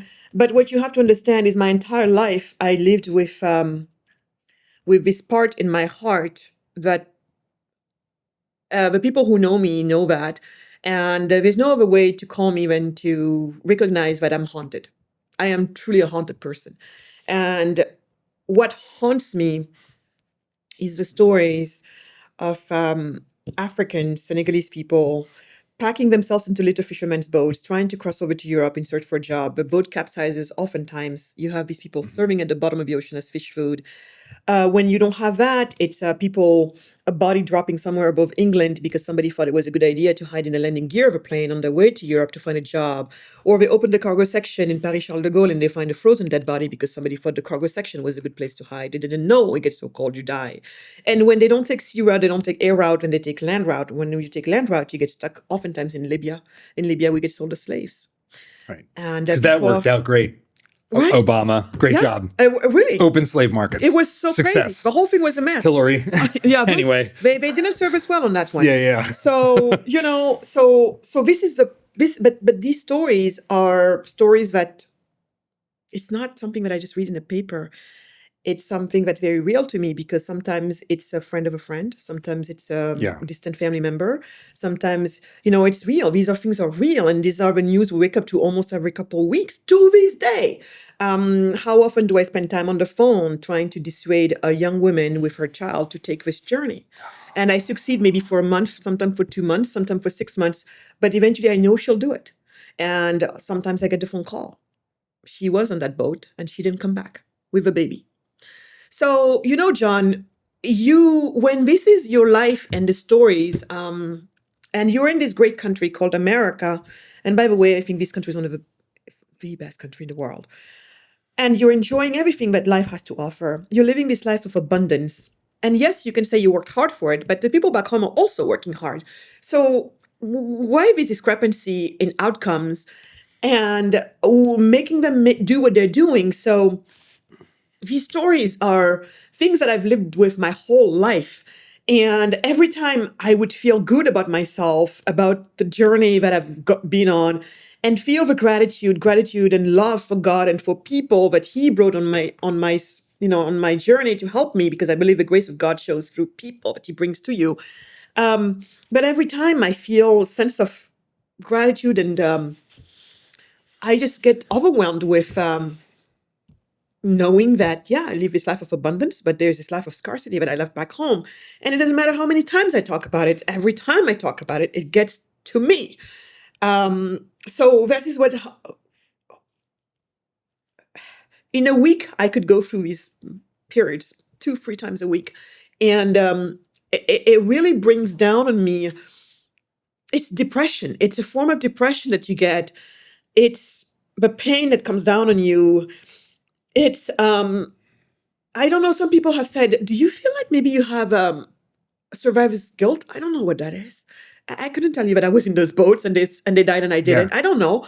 But I don't know. Some people say that it feels like that's what I have. I don't know. But bottom line is just God shows me to be one of those people that's how I live it that way. And so for the longest time, I told myself, this problem has been there way longer before I was here, and it's probably going to be here a long, long time after I'm gone. So perhaps I should try to just live my life, see if I can save myself, and then everybody does the same, and God will provide for the rest, and we see where this goes. But this one day, I just couldn't do it anymore. I couldn't cope. That coping mechanism didn't work anymore, and eventually I kind of lost it. And this is when I was driving that day, and I stopped the car, and literally, because my body had given up, literally I fell to my knees. And right there, my biggest instinct was, you need to surrender, and surrender right now. And at that moment, I stopped fighting, and I stopped fighting God on this. And I just said, okay, from here on, I'll show up. Every breath you give me, I'm going to put it towards the betterment of Africa and the people there. I don't know what to do. You're going to have to help me. And so that's what happened. And so a few months after that happened, I went back home to Senegal just to discover that this hibiscus that I grew up with, which is a part of our identity, cultural identity, the drink we make with us, is disappearing because everybody who wants to show their status drinks Western soda pop brands, or and the bottom of the pyramid drinks knockout brands of those brands, and in the middle, my culture is being squeezed. Nobody drinks this juice anymore, which means the women who used to grow it now no longer have a livelihood. And so what they're doing is they're packing themselves into the cities in search for work, oftentimes as maid, treated worse than. And oftentimes it also means that their kids, adult age or young teens, get in those boats, go to Europe, try to make up for that income that mom just lost. And you're looking at this and it's just like, wow, my God. And I'm thinking to myself, on one side, my culture is dying, on the other side, because the drink is going away. And on the other side, you have these people dying because poverty, and they lost their livelihood. So what do? Dad said, criticize by creating. That's when I got the idea to build this company, a brand. The product was going to be this juice that I wanted back. And the hibiscus that we needed, that's going to be our way to put these women back to work. And that's exactly what we did. So you see, when I started my business, it was not about, I want to be rich. It was about, I have this big problem. My culture dying, my people dying. What do? And in that case, I realized that, starting a brand to get the world excited about these products, and as it's successful, you get to hire all of these women. That was my way. And so I went on with that. But when I did that, we had a sister company in the US, a sister company in America, in US, and the other one in Senegal. And John, that question that I had when I was 7, why are some countries poor, others rich? I had my answer. Because when we set up those two businesses, the one in America back then was in 2004 when we first incorporated. It took less than half a day to legally register the business in the US, a couple $100 maybe. Yeah. In Senegal, by the time we finished that process, 2 years, thousands of dollars. 2 years just to get the paperwork, you're incorporated, you have this entity thing. And thousands of dollars because thousands of dollars that Senegalese people don't have. Yeah. It's more of an, I mean, right now the GDP is 2,600, something like that. I mean, are you kidding me? So, so anyway, we are, so that was that. Employment. Why? Employment, we got into that. Employment. The labor laws are so complicated that it turns out that, you're basically married to your employees for good or for bad. And all of that is done in the name of employees need to be protected. Yeah. Senegalese employees are among the most protected employees on paper in the world. What does reality... Protected from being hired. Yes, exactly. How does that translate in reality? My country is one of the 25 poorest countries in the world. Now, so to hire you, the contract between you and I, a government official has to sanction it.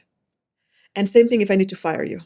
And then But they know good business. They know good employee hiring. They people who have never done business in their life don't even know where your factory is, nothing, but they get to decide. And then when you complain about this, why is it so cumbersome? They say, oh, and I say, how come it's like I'm married to my employees. And then I tell these people, if I can't fire you, I can't hire you. It's that simple to me. But the guy's like, of course you can fire people. It's just going to take you a lot of time and cost you a lot of money. But of course you can fire people. And he's proud to tell you this government official, when you're complaining about this. So anyway, because you're the greedy capitalist that's trying to exploit them, and he's the kind public servant, Magatte. Exactly, but I didn't know. He doesn't have the profit motive like you do. I didn't understand any of this back then. I'm just in this office complaining. But answer. Yeah. He's part of the democratically elected system of government. Yeah, right. Or something. Let's imagine that that's true. Yeah. And, isn't he a more virtuous actor because he doesn't have any profit motive in administering this protection? It is clearly the way they seem to be thinking, and definitely they behave. You can feel that they feel superior to you. You almost like have this dirty, I guess, capitalist in their mind. You can see it. And so that's just the labor laws. And by the way, on that, France, I think, has 4,000 pages worth of labor code, labor laws. Germany has half of it, yet German employees are doing way better than French employees. So I'm like, is it not a cue to simplify the darn thing? Whatever. I mean, well, this used to be there was this before time that young people today don't realize, where like basically almost everybody understood this stuff. Like Paul Krugman used to write about how Eurosclerosis led to high unemployment in Europe, that all the restrictive labor laws produced unemployment rates in the boom time of 9-10%. Yeah. Like, are you in a depression with 9-10% unemployment? It's like, no, it's always like this. It's always like this, yeah. In Europe. Mm. So this is, nobody understands or even really talks. People do talk about it, but not like they used to. Mm. It's just sort of taken for granted that no, more protection is better. Exactly. So, and protection. I think protection is the key. More word. Rules, more hoops to jump. More good, exactly. So the labor laws are like that. The tax code is no better. It's worth truckloads of rules and regulations, so much that you have to hire professionals, which means cost of business is going higher. You got this parasite class of unhelpful middlemen. Exactly. Middlemen can be great, but like the lawyers and the fixers and the Yes. What about graft? What about full blown, but you can pay your way out? Could you at least pay your way out, like in India, where you just sort of... I will walk you through that. So the licensing Raj is the Indian equivalent. And these people, they tell you, Magatte, the thing is, the tax code is so complicated anyway that even us, the experts, are going to make mistakes. I'm like, really? Well, it makes sense. Mistakes it's a feature of complicated stuff. Complication, calls for mistakes. So everyone's a criminal. Pretty much. Every day that I'm doing business in this country, in that, as I still am, I'm running the risk of being persecuted or put in jail because of tax errors. That is not due to me trying to be facetious. It's just because the darn thing is too complicated. But that's part of the risk and cost of doing business in these countries. And so labor laws, tax code, legally register for business, how long it takes. And then some people, I'm sure, if it goes into some audiences, they're going to be like, what is she talking about? In this country, it's a 24-hour process to get it legally registered. Yeah. It may take 24 hours only after you have brought all the pieces of document that you need. And the devil is in the detail, isn't it? Some of these documents will tell you 6 months, would take you 6 months, others 3 months, others who knows what else. And you need them all together, then bring them. And maybe at that point, 24-hour clock starts running. So just in case we have some people in the audience. But I digress. So anyway, you have all of these things. It's all complicated. The permits, how many permits, all of that. And then, you have the import tariffs on some of my inputs are 45% for the lowest, 70% for the highest. You're like, are you crazy? It renders you non-competitive. So all of this you're seeing, and I'm thinking to myself, it feels like swimming through molasses to do business in Senegal. I compare that to the US where you have employment at will. You're no longer happy with me as an employee. You give me 2 weeks notice, you're gone. Same thing with me, 2 weeks notice, you're gone. And we continue with our lives, no nonsense, blah, blah, blah. And I'm thinking to myself, well, I guess it's more so in Texas than California and New York. Yes, actually, that's why I'm a refugee from California to Texas. But relative to the African continent, California is relatively open. It's all great, yes. Did you know, by the way, that California is the second to last least free state in the nation? And all tracks, yeah. That's crazy. So in any case, I'm seeing all of this and I think, I guess it's because we're poor that it's so hard to do business. And it's because we're rich, it's so easy to do business. But the minute you say that, you think to yourself, wait a second. You're poor because you don't have money. You don't have money because you don't have a source of income. I'm talking about our population. Our populations are poor because they don't have a source of income. A source of income for us, for most people, is a job. Where do jobs come from? Businesses, the private sector. Do we really believe that we're going to have as many businesses being born and thrive in an environment where it's a friendly business environment than it is if we have a bad business environment? I don't think so, right? But here you just told me that Senegal definitely had a rotten business environment. And then from there, I wanted to know, is it just my country? Or is there something else going on like this around the continent? This is when I started to look at things like the Doing Business Index ranking of the World Bank, at the Fraser Economic Freedom Index, and many other indexes like that basically measure how hard or easy it is to do business anywhere in the world. Yeah. And you discover that Africa is the region in the world where it's the hardest to do business. That's a region in the world where entrepreneurs have the least economic freedom. And that is when I dare to call Africa a village in a situation like this. Because people are like, Africa has 54 countries, right? And I'm like, yes, 55, maybe even 56, depending on how you count. And when it comes to this issue, we're a village. And it shows in the rankings and in the indexes. So basically, Africa is poor. Africa is the poorest region today, not because we're low IQ, we're lazy, colonialism, slavery, racism, you name it. It's because it's a place in the world where entrepreneurs, aka wealth creators, are not free to create wealth. They're not free to enterprise. And this, my friend, makes sense. And so that's when I got the answer. The little girl finally got her answer as to why some countries are poor and others are rich. Then once I found out about that, you said, why? That was my next question. Well, that is the interesting question, right? Because you have in this, so to pause for a minute. So you've got essentially like a continent that got swept up in big government, left-wing Marxism. Yep. I mean, Zimbabwe, you go through it and they're all Marxists. That's why I told you it's a village when it comes to these issues. Yeah, they were all Marxists. Like all of these African leaders. I'm like, well, why were they all Marxist? Why did they all go communism? Exactly. And top-down crazy control? Yeah. Yeah. Like, because, and to some extent, that itself is weird because Marx is some French salon, German, racist, disgusting, boil-covered jerk ideology. Yep. He's the worst. It's an export. Yeah, he's despicable. No, I mean, it's not. It's like the ultimate colonialism. This is Karl Marx. That's right. Yes, that's right. You could not say it better. That's why I say, socialism, Marxism is colonialism. That's where. So I asked the same question to myself. Once I discovered that, first of all, I just fell to my knees because, like the way you fall to your knees for, something has been wrong with you. You're not well physically or emotionally. And everywhere you go, they just they give you bogus reasons, or they say, take these vitamins, whatever, and it doesn't work. And it's not adding up, but what else do you know? But one day you stumble upon this reason, and that one makes sense and it checks out. And then you're just like, wow. Because having the proper diagnosis is halfway to the solution, right? Yeah. It's half of a solution. Well put. Yeah. And then that's been the problem with Africa. We have had the wrong diagnosis as to why this continent is still the poorest in the world.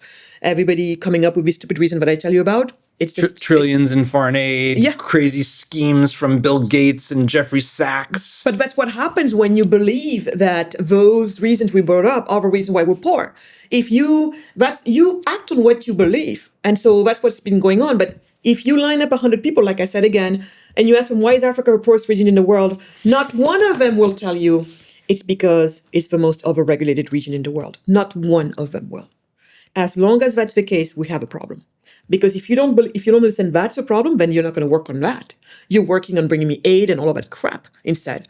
So once I found that, a huge sense of release came upon me. Because now I'm like, okay, now we got at least half of this problem is solved. And it's solid. The evidence is solid. Yeah. Everywhere, in place and in time, where you run that software called free market capitalism, voila.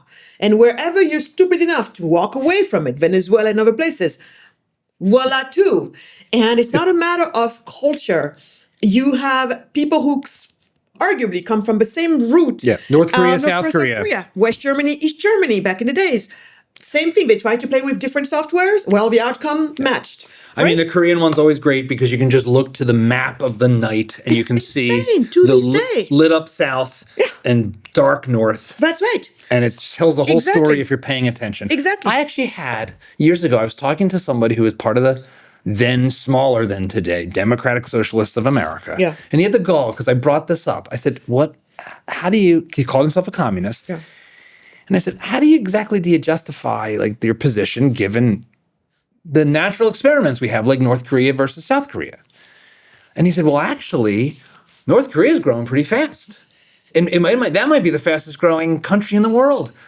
And I was like, okay, how do you know that? Well, there's been some measures that show how much faster light is starting to grow there now. And the ironic thing about all this is like that even if there was some like hint of truth that was starting to happen, it's because there was starting to be a black market of people starting to do stuff against the laws of communism in North Korea. Even the little games. Yeah, anytime these tyrants like look away, free people are like, oh my gosh, I can maybe do something and not get killed. Yes. And they do it. And they do it, yeah. And they make the numbers better. And then it's like, see, look at how great communism works. It's like the people that say, oh, like China's communist. That's what I was going to tell you. That's the problem we have with that. But they're communists. It's like, what are you talking about? Exactly. It's not understanding. And we're seeing it to this day. So I asked myself that question. But why did Africa become so communist? Well, I'll tell you. So that's when, at that point, by the way, I became very serious about economics. Now I'm discovering this whole other side of the argument and all of these thinkers who have been thinking about this and measuring this stuff. And but evidence is so rock solid. Like I said, it's rock solid. Hernando de Soto, William Easterly are two ones in particular for this issue in particular. I love them. Yeah. And then in my case, I also was helped further by the work of someone like George Aite. He's a Ghanaian economist. I love George. George is great. I was trying to remember his name because I met him a long time ago at the Oslo Freedom Forum. Yeah. And he's amazing. He was on point. Amazing, yeah. We lost him, but so George has been one of my intellectual favors as well. And he went somewhere where no one else had gone when it came to all of these things. Because so in his case, what happened is I was interested in finding out how did we get there and have we always been this way? Because if you listen to some thinkers who are along the lines of Ubuntu, I am because we are. It's a very famous, African philosophy. It's then some people try to use that to say that Africans are that we are. Communist. Just inherently. Because it's basically, it's African communism. It's African, But that's what they want to tell you. Someone like Okay. Julius Nyerere of Tanzania want you to think that. Is But it this just like they think but it's like a not. But it tribal is different. culture thing? It's Yeah. like going back to It's the just- organization of like pre-industrial That has society? nothing- Like no. what's the argument? It's more of a fact that, and it actually goes back to, how do I explain this? So it's a philosophy that exists among many African cultures, because we have many different African cultures, but it's one that is kind of more or less prevalent where, when you say I'm a communist in my family, Yeah. but, and then, all the way, and then I'm capitalist, the way I make money, and then there's some in between. We don't charge our kids rent. Exactly. We don't write contracts Exactly. between us inside the Exactly. family. But Yeah. then, Yes. but that's because we have other ways of dealing with that. Exactly. So some people took a look at that and conflated it with real communism or Marxism, right? That's a big mistake. Does it mean that we don't tend to live like we're very strong in community? Yeah, but I think around the world, people have been strong in community, especially traditional societies, right? But in Africa, George was very good at making that distinction and showing that it has nothing to do with being Marxist or being, communist. So in our case, in Africa, what happened is, I will tell you what happened and how we ended up there. So George, first of all, through his work, he's showing you that pre-colonial Africa, and that's to me the point that matters. We were living our life as Africans. Slavery was going on, but we know it was going on everywhere. And then eventually there was colonialism, right? So for me, the marker should start at colonialism. But for most people, when they think about Africans, in their mind, they think about the few hundred years of slavery before, and then colonialism, and that's it. They don't think that there's a difference between slavery and colonialism simply because slavery was the way of the world. People were trading people, just this was another trade. So for me, that I don't put it in the same bucket because even in times of slavery, it turns out many African nations and tribes were practicing free markets, and the enterprise system was working, right? Humans were things to sell, like Truck and barter is natural. It is horrible, but it was that. So, but people always confuse everything, confuse those two times. So I like to tell people, go to pre-colonial Africa. That's what is of interest to me. Pre-colonial Africa, who were we? What were we doing? Were we these communists that you claim we inherently are? George's work shows we were not. We were not. And that was great to me. But then I think to myself, then what happened? Yeah. What happened? How do we go from this to becoming this? So most African nations were getting their independences in the late 50s, early 60s. Ghana is the one who went first in 57. But so George was very good at saying, hey, remember what was going on during that time? Wasn't it the height of ideological battle between two factions, right? On one end, the West, representing freedom. The birth of the Cold War. Exactly. And capitalism being their economic system, facing off of the East, the Cold War, right? This is the time we were in. And now think about this, India Gandhi has, there was this air wave, these vibes of freedom in the air, the biggest colony about to be freed, already freed from the biggest colonizer in the world, Britain. And, Africans were looking at this and, the African liberators, them too being like, galvanized, we're going to get there. And so you had this great battle of influence going on from the Cold War. And they're looking for influence down south, these sovereign nations, I guess. And us, think about it. So you're in this time where all respectable intellectual were Marxist socialists. Yeah. Right? All the universities, all the high IQ people were bought into the slavery ideology, wrapped up with a boil-covered, disgusting person. But still, but it's sharing and caring, and caring. So it's infantile child ideology, mass murder time. That's right. I'm not being charitable. It doesn't deserve charity. Hundreds of millions of dead. But no, it's insane. But I think people need to just go back and be sitting in those shoes, right? So this is what's going on. So all the intellectuals are Marxist socialists. All of the media. All of them.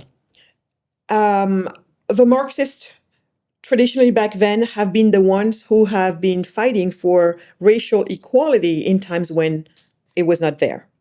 Although Marx was a known racist, but that's a whole other conversation, I guess. But there's an angle of always. I mean, one thing that people don't really appreciate if they don't know this history is that in the battles in Europe between fascists and communists, the communists, you can actually see this in the movie Das Boot.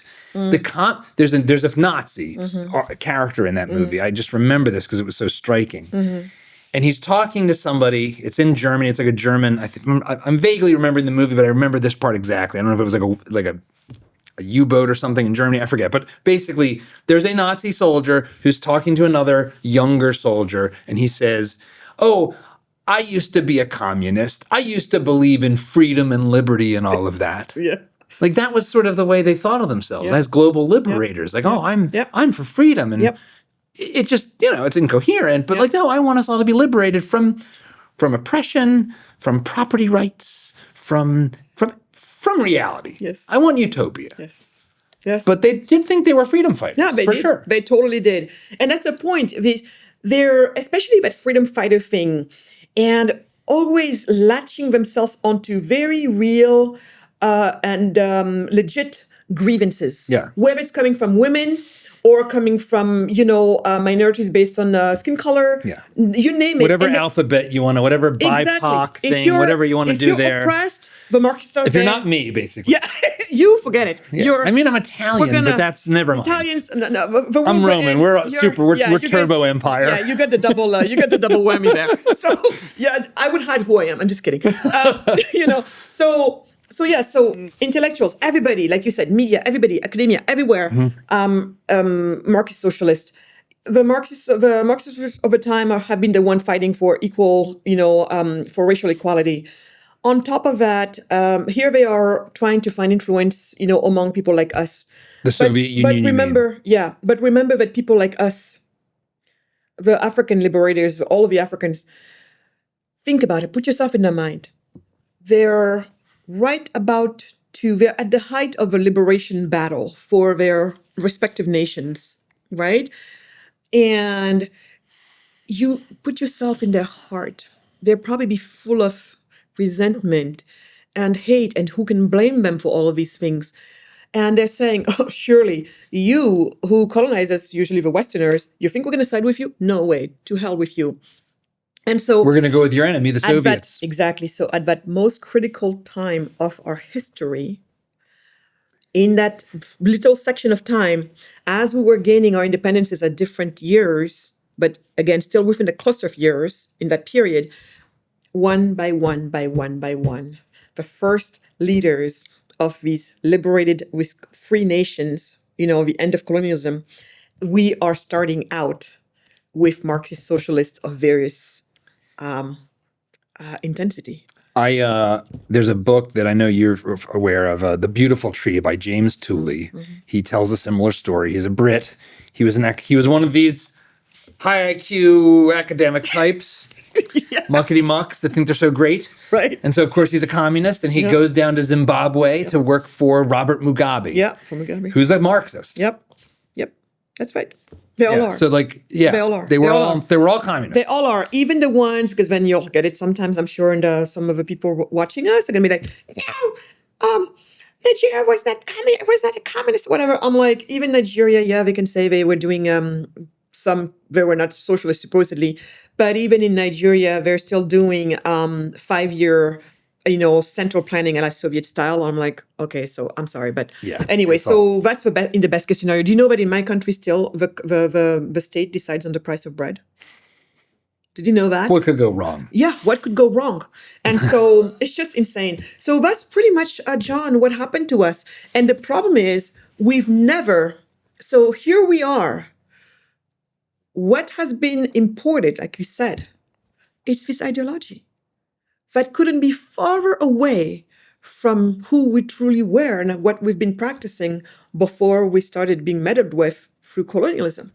One of the things about that moment in time that I think you're seeing this in our politics in a lot of ways. So one of the things, let's actually focus on Zoran Mamdani for a minute, because he's like the perfect lab-grown cyborg super virus of all of this stuff. His father's the Mr. Anti-Colonialism.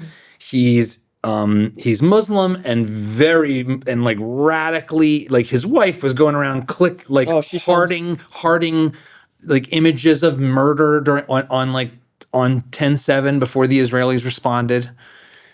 And the like super issue is it's the evil whites and then everyone else, especially the Palestinians, we're all part of this other thing that's true liberation and free Palestine and all.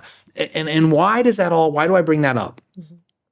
Because my reading of it, and I'm curious, I want to play out a little reading of it and get your take, is that what you have in that period, basically of like the mid 1900s to late 1900s, sort of, let's say 1920, World War I through to 1970,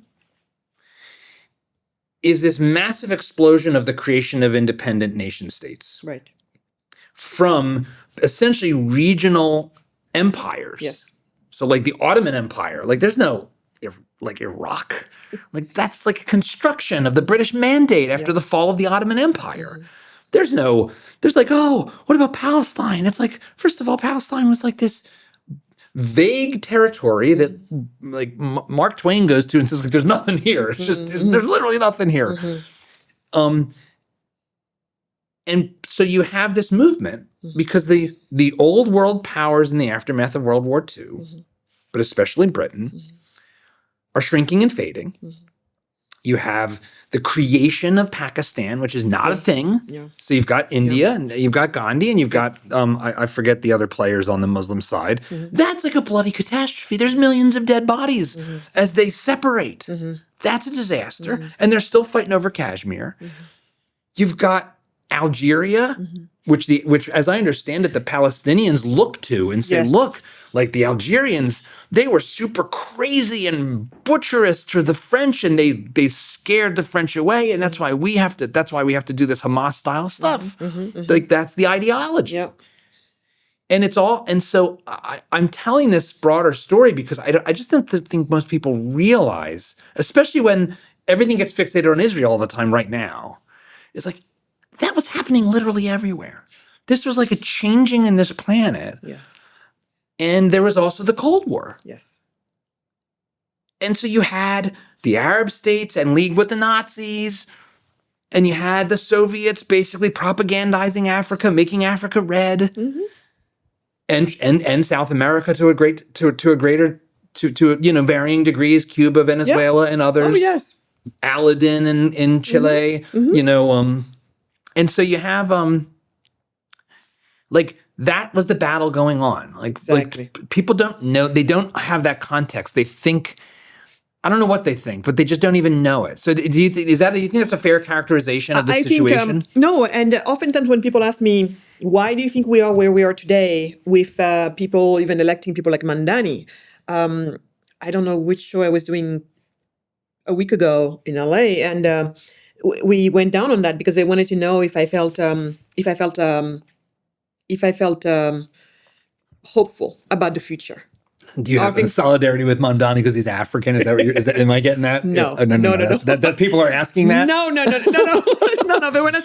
I mean, they obviously know, but I'm very upset with what's going on in New York. I really am very upset about it. And but what my answer was to them was that I am actually very, very hopeful for the future. I think it's been a pity that every couple decades or so, we have to sit there and be having the same argument about, is communism good, is capitalism bad, right? Or vice versa. We'll probably have it forever.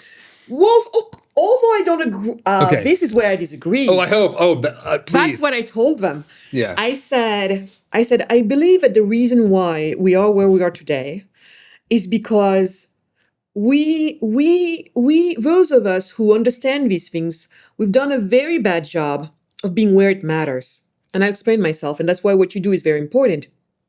I think that somewhere along the line, somewhere along the road, a deal was made, at least in wealthy nations, a deal was made between the doers, free marketeer doers, and the intellectuals. The talkers. Yeah.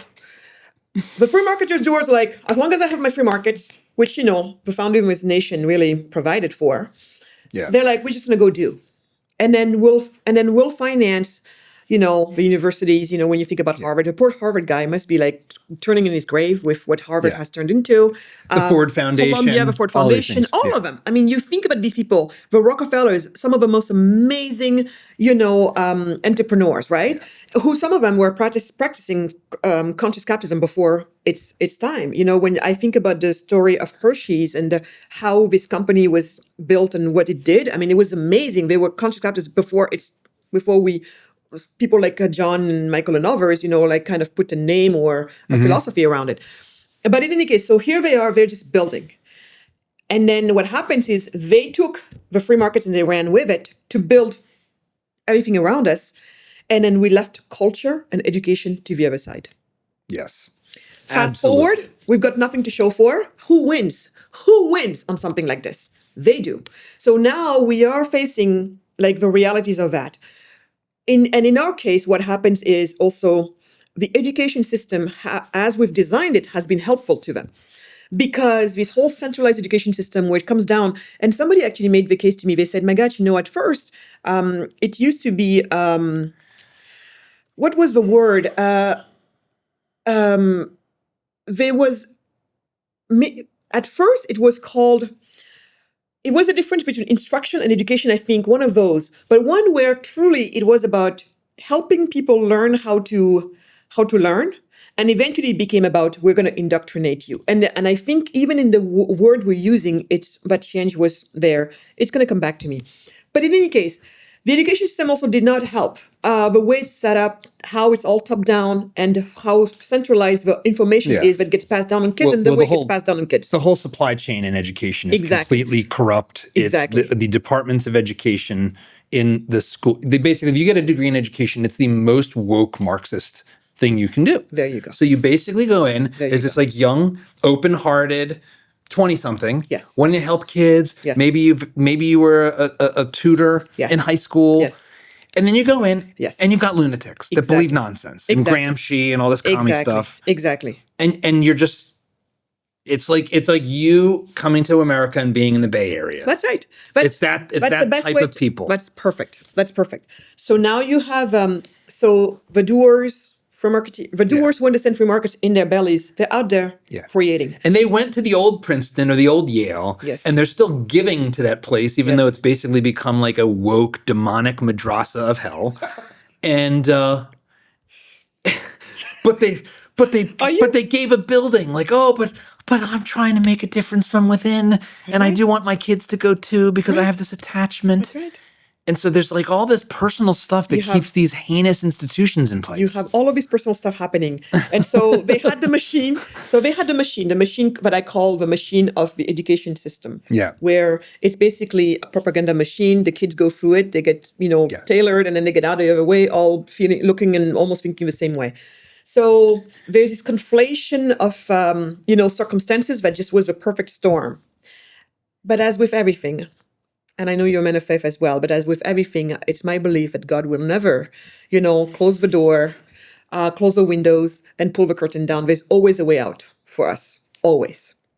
So this has been going on, but then COVID happened. COVID happened. And then parents across the world, especially across the developed world, started looking and being like, what the hell? What are my kids doing?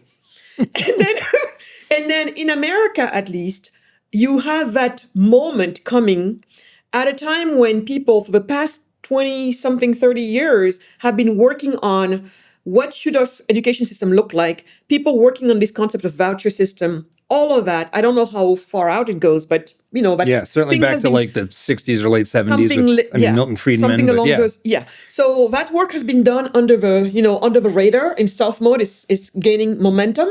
And eventually this big crisis called COVID shows up. And it's pulling the curtain out of what's going on in these schools. Parents parents also, because for a while couldn't send their kids to school, so they had to come up with new ways to do this. Some are discovering that, homeschooling is not that bad after all. I like this thing of having my kids around all the time or whatever. I like the idea of like, know? and I remember because I'm 48, so I grew up, in the before the screens, before times, where it was very different culture, and homeschool kids were rare and weird. And today it's like even like the argument that like you're not going to get like Friends. friends, or you're not going to be skills. socialized. Yeah. Like, so let me get this straight. You would rather send your kid into an environment where they're going to basically be mercilessly bullied, perhaps, Right. and constantly encounter a bureaucracy and Common Core and all of these things that just stand in the way of doing anything. Yeah. But that's socializing, as opposed to like being in these smaller communities where you actually have. It just makes no sense. I think that the stigma of that has mostly started to fade, at least among the sane. Among the sane, and I think. But actually, we'll say this: even among folks that are there's a fair amount of people who are like, sort of anti-establishment, like progressive types, who also don't like the school system for different reasons. For different reasons, yes. For different reasons. But I encounter a fair amount of people. Austin's pretty. I was going to say, Austin is alt-ed ground zero, right? Yeah, and so I do see people of all stripes who actually we can find common cause on this, and and it's like, look, what's the saying? Like, I'll ally with anyone to do good and no one to do evil. Mm-hmm. Yeah. So I think that's always important to remember. That's always important to remember. No, for sure. So for me, all of this work has been going on. The intellectuals have been at work and making these things happen. Some states have been on board, like Arizona as the first ones. And then COVID happens, and then this whole thing is starting to happen. And all of a sudden, I'm thinking to myself, wow, the phenomenon is such now that kids are going to be freed from these big factories, and it's happening. So especially thanks to school choice and all of that, kids are now having access to different type of education all over the place. And what I'm seeing, what excites me the most, in addition to everything else in that, is that now I believe now kids are going to have a better type of education and I think if we're going to make the most of this, we have to remember to make sure to teach from history. The history has to be done right. Two things that have to be done right, along with all the normal things that normally we should provide to a child, while we're taking care of them. But history and Econ 101. And Econ 101 you can start them at even age 2, whatever. I mean, these kids quickly understand, I worked, made my money, but my brother didn't work, and I'm supposed to share with him what I made? I don't think so, or whatever. But you know what I mean? So Econ 101 and history, and I'm seeing so many parents doing that because I don't know what it is, but it seems like when they're away from the traditional schooling system, all of a sudden that type of nonsense goes away. I do know that there are some places where, they don't even want to teach them about evolutionary biology or anything like that. I know there's some things going on, but as a whole, I think things are going to get better. So this is why, for me, I think this was the last time at a maximum level we're going to have to fight this battle. I think that the next generation, coming from the kids that we are taking care of right now, I don't think they're going to have that battle because they're going to have their facts screwed on properly. Our kids, and I don't know how many generations this has been going on for, but we have not learned, because even I was not taught Econ 101, and the history has been very biased. Yeah, it's a really interesting point you're making because and very hopeful, and I want to believe that that's the case. I tend to think that some of these inherent psychological postures are you more, you're someone who's forceful and willing to go do things, willing to start things. A lot of people aren't, and that's okay. Some people, they can't get past themselves and their own fears of failure, whatever. Fears of being seen as a failure is almost a bigger fear than the failure itself. So I do sometimes think there's probably some matter of this, freedom versus control, collectivism versus the individual battle will always be with us because these are different kinds of psychological profiles at the root. I think it's very interesting what you're saying, and this also came up on my show that I did last week. On that point, so So history and econ 101, I think we're going to be doing a much better job of equipping young people with that understanding and for them to be much more rational human beings.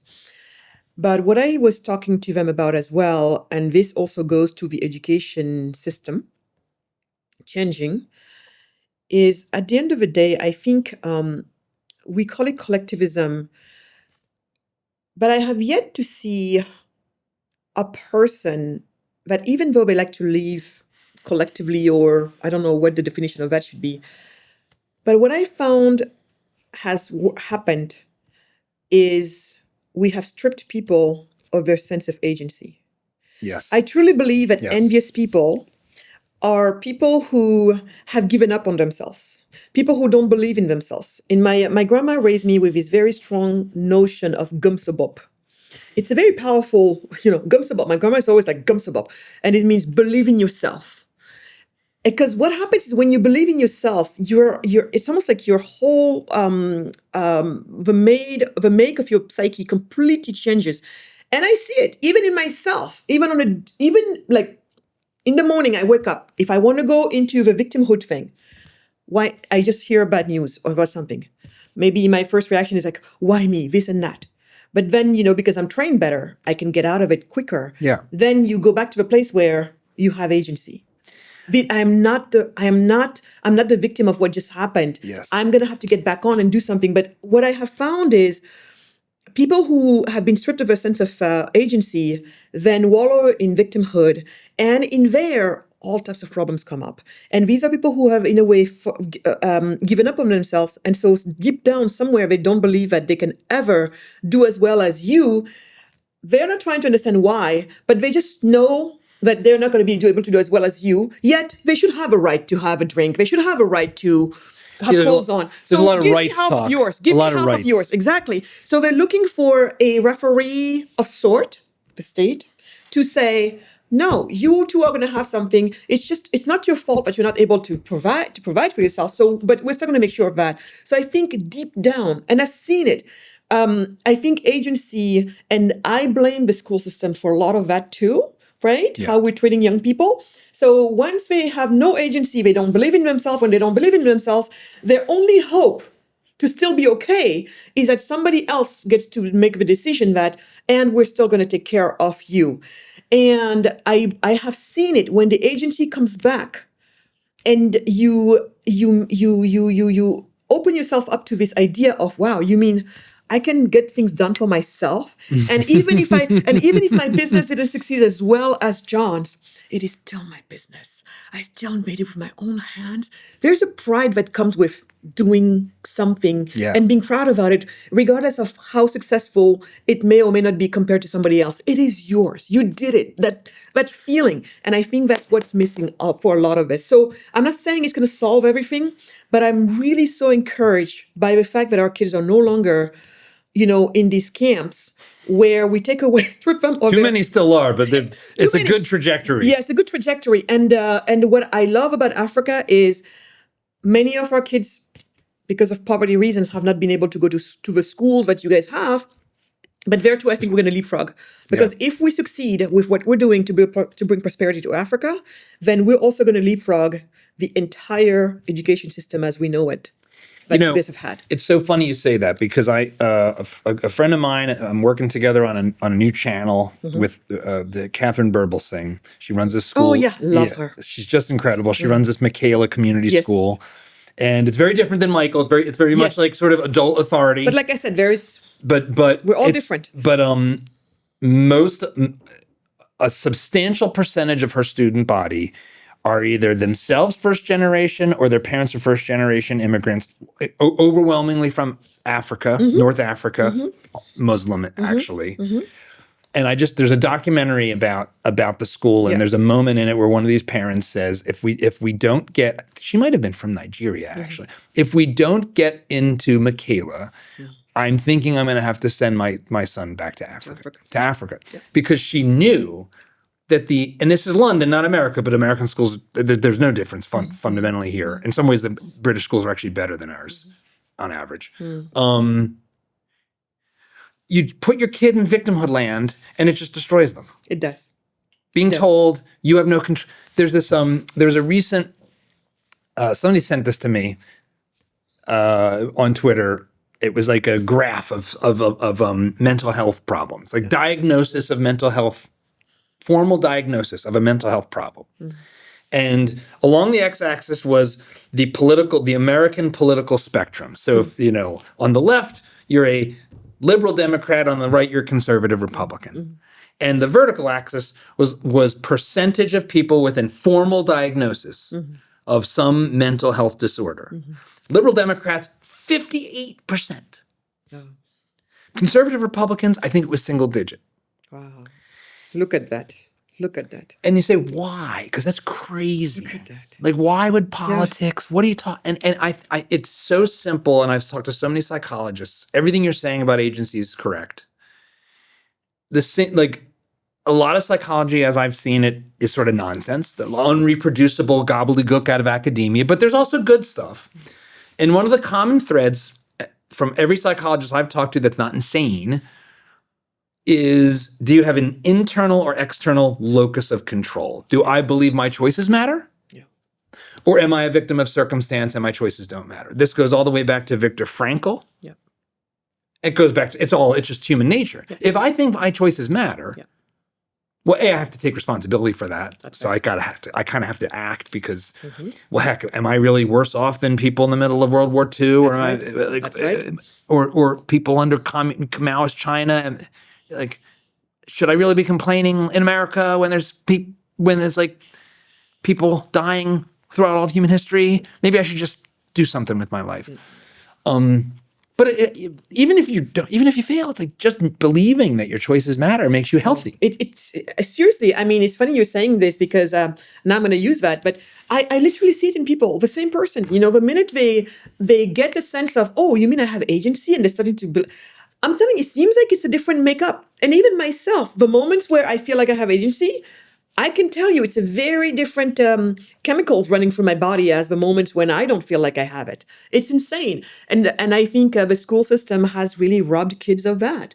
And so all of these new ways of doing schooling, I'm very excited about. So I am very optimistic, John, that I don't think that 30 years from now, we're going to be having the same stupid, this is going to be a battle that would have been put to rest finally, because by then our kids would have learned about human progress. What you were saying, in no time in history have we been better off than this moment. It's weirdly the hardest story to tell. It is. When you tell people about that, because everyone has problems in their own lives. Yes.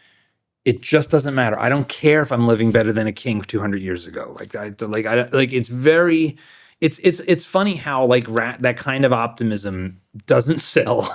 But you got to put it in the back half of the conversation, or no one's going to watch. You got to start with the hell and then end with actually it's all pretty good. And even some of the stuff that's bad, because there's plenty of bad. Yeah. But we can solve it if we just get rid of the communism. Yeah. No, but that's the communism. But you see, that's the point, because when you learn about human progress, you learn about all the horrible things, and what have made things better always goes back. It always goes back to the more we get rid of communism or the communist ideas, the better off we will always do. So it might not be as bad as you think, John. I think it's going to be pretty good. I'm very excited. If the robots don't kill us all.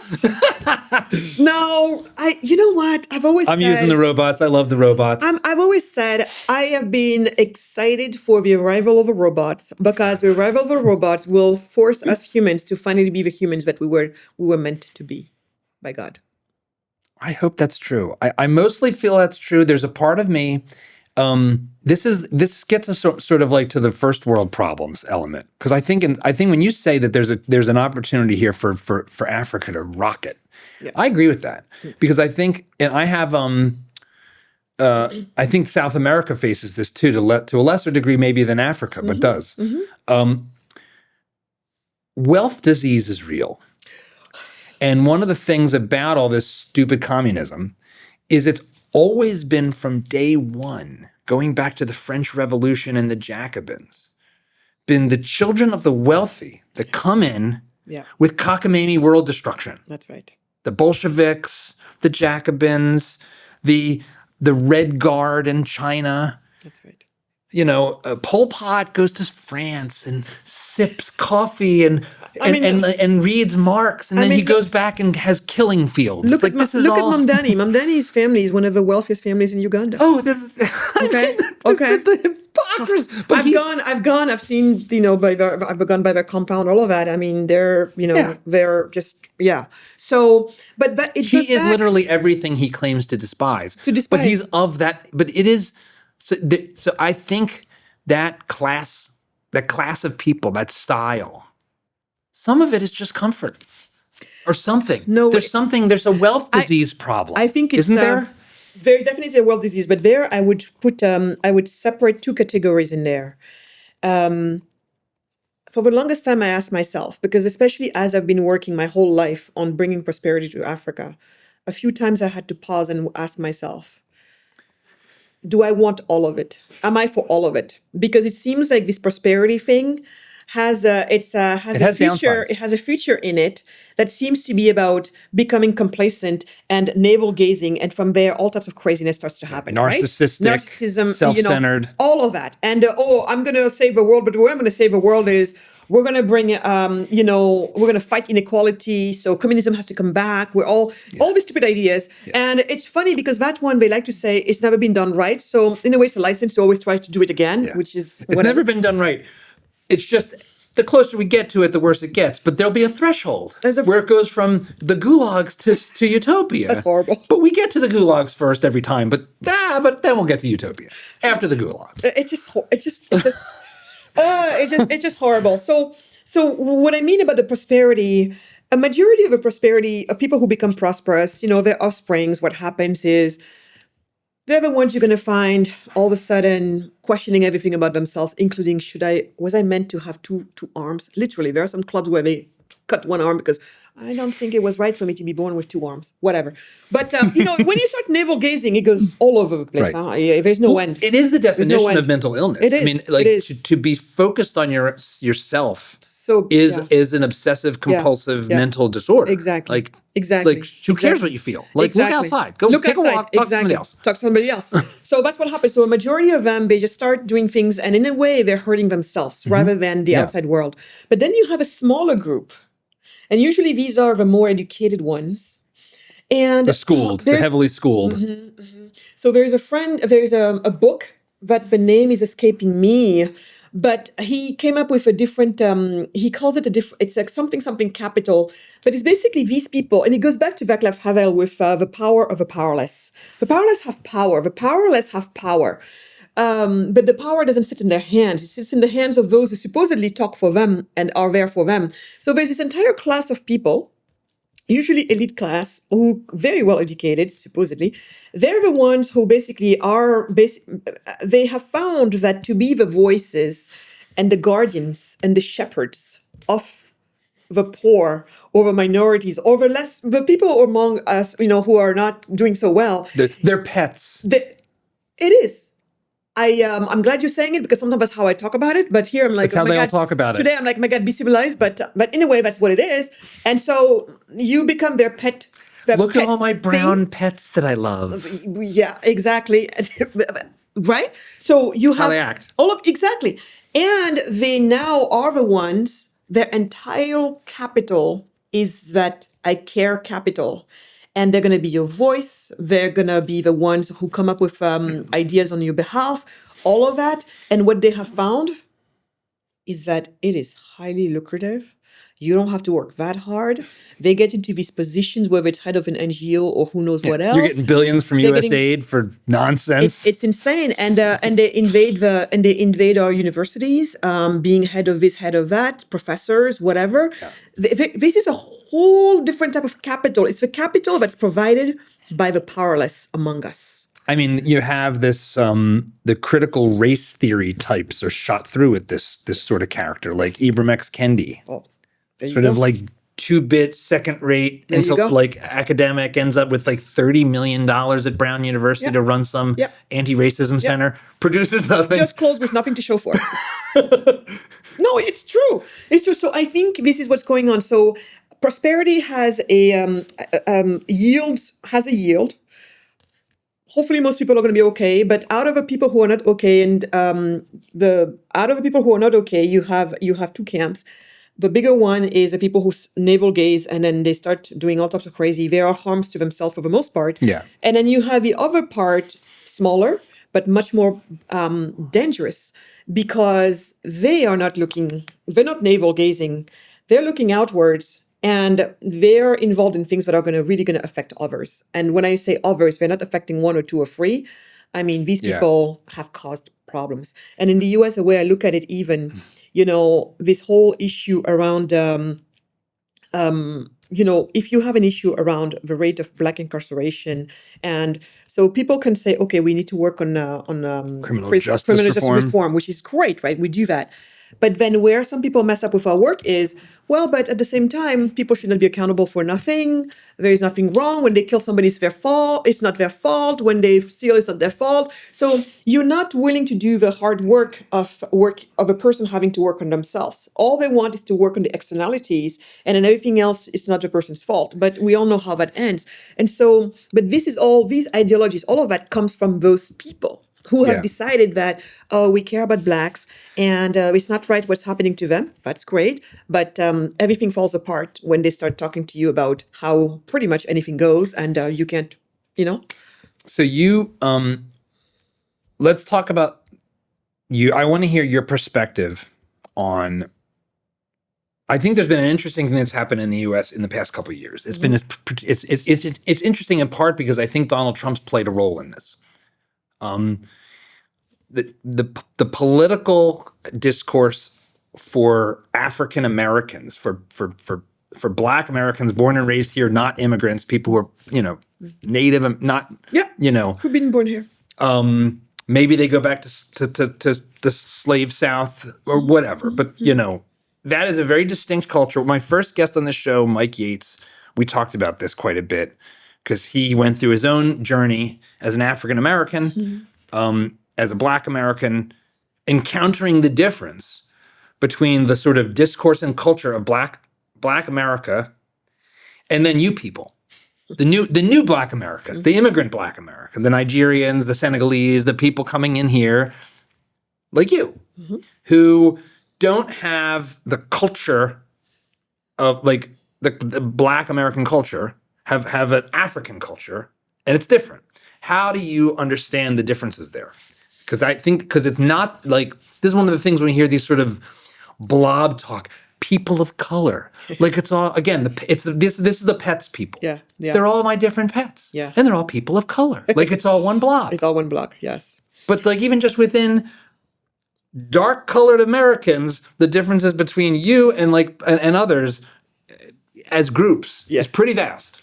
I mean, it's funny because when I come to have to fill out a form, they ask me if I'm African American, meaning Black. Yeah. And fine. I've never had to describe myself like that, but whatever. If you want to do that, technically correct. I'll put myself in there. Actually, kind of super correct, like literally African and American. Exactly. Okay. Yeah. So for me, when I arrived into this country, I really thought African American to me made sense, right? Because, surely they're from Africa, somewhere in their roots. It traces back. I mean, we should all be African Americans because we're all from Africa. Technically, yeah. It's sort of the cradle of humanity. Exactly. But yeah. So, but especially with Black people, fine. I can even see why African American. And for me, I felt, it's a good sense of camaraderie. We're all, fine. My brother, I'm back, or or whatever. I'm here. But I have to.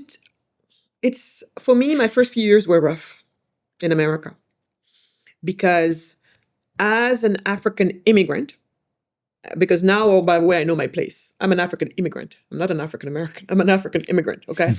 So, and obviously I'm Black. But the first few years were rough. Why? I mean, technically you're brown. Thank you. But when I was a kid, I mean, this is Black. No, when I was I'm tan. No, you're brown. No, when I was a kid, when I was no, but you'll laugh at this. When I was a kid in school, like when you have this nasty kid who's like, like Black this, Black that. I'm like, technically, I'm not Black. I'm chocolate. Even better. I'm brought that up to my parents, like, anyway, but you're right. You're completely right. So,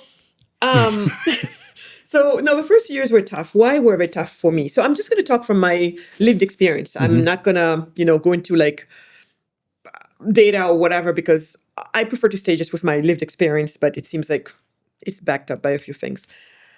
Coming from, obviously I was in Europe before that. And, but both my parents were born in Africa, and I was born in Africa and raised there for my first year. So I identified more with being African. And so I know that many of us who are being raised in the African side, at least with my parents, and I know many of us were like that, don't go anywhere near African Americans. They're dangerous. They're going to hurt you. They're not going to have appreciation for the fact that you don't speak a certain way. Like the more it feels like you're educated, the more you might become a problem for them. So like we're like, you're good at math, you're good at school, all of those things. So just stay away. And they're dangerous. They have no culture. No, literally. That's what we're told. But at least I was told, and I know many of my African friends were told the same thing. I've heard these exact same criticisms of Black culture in America by African Americans who were nerds.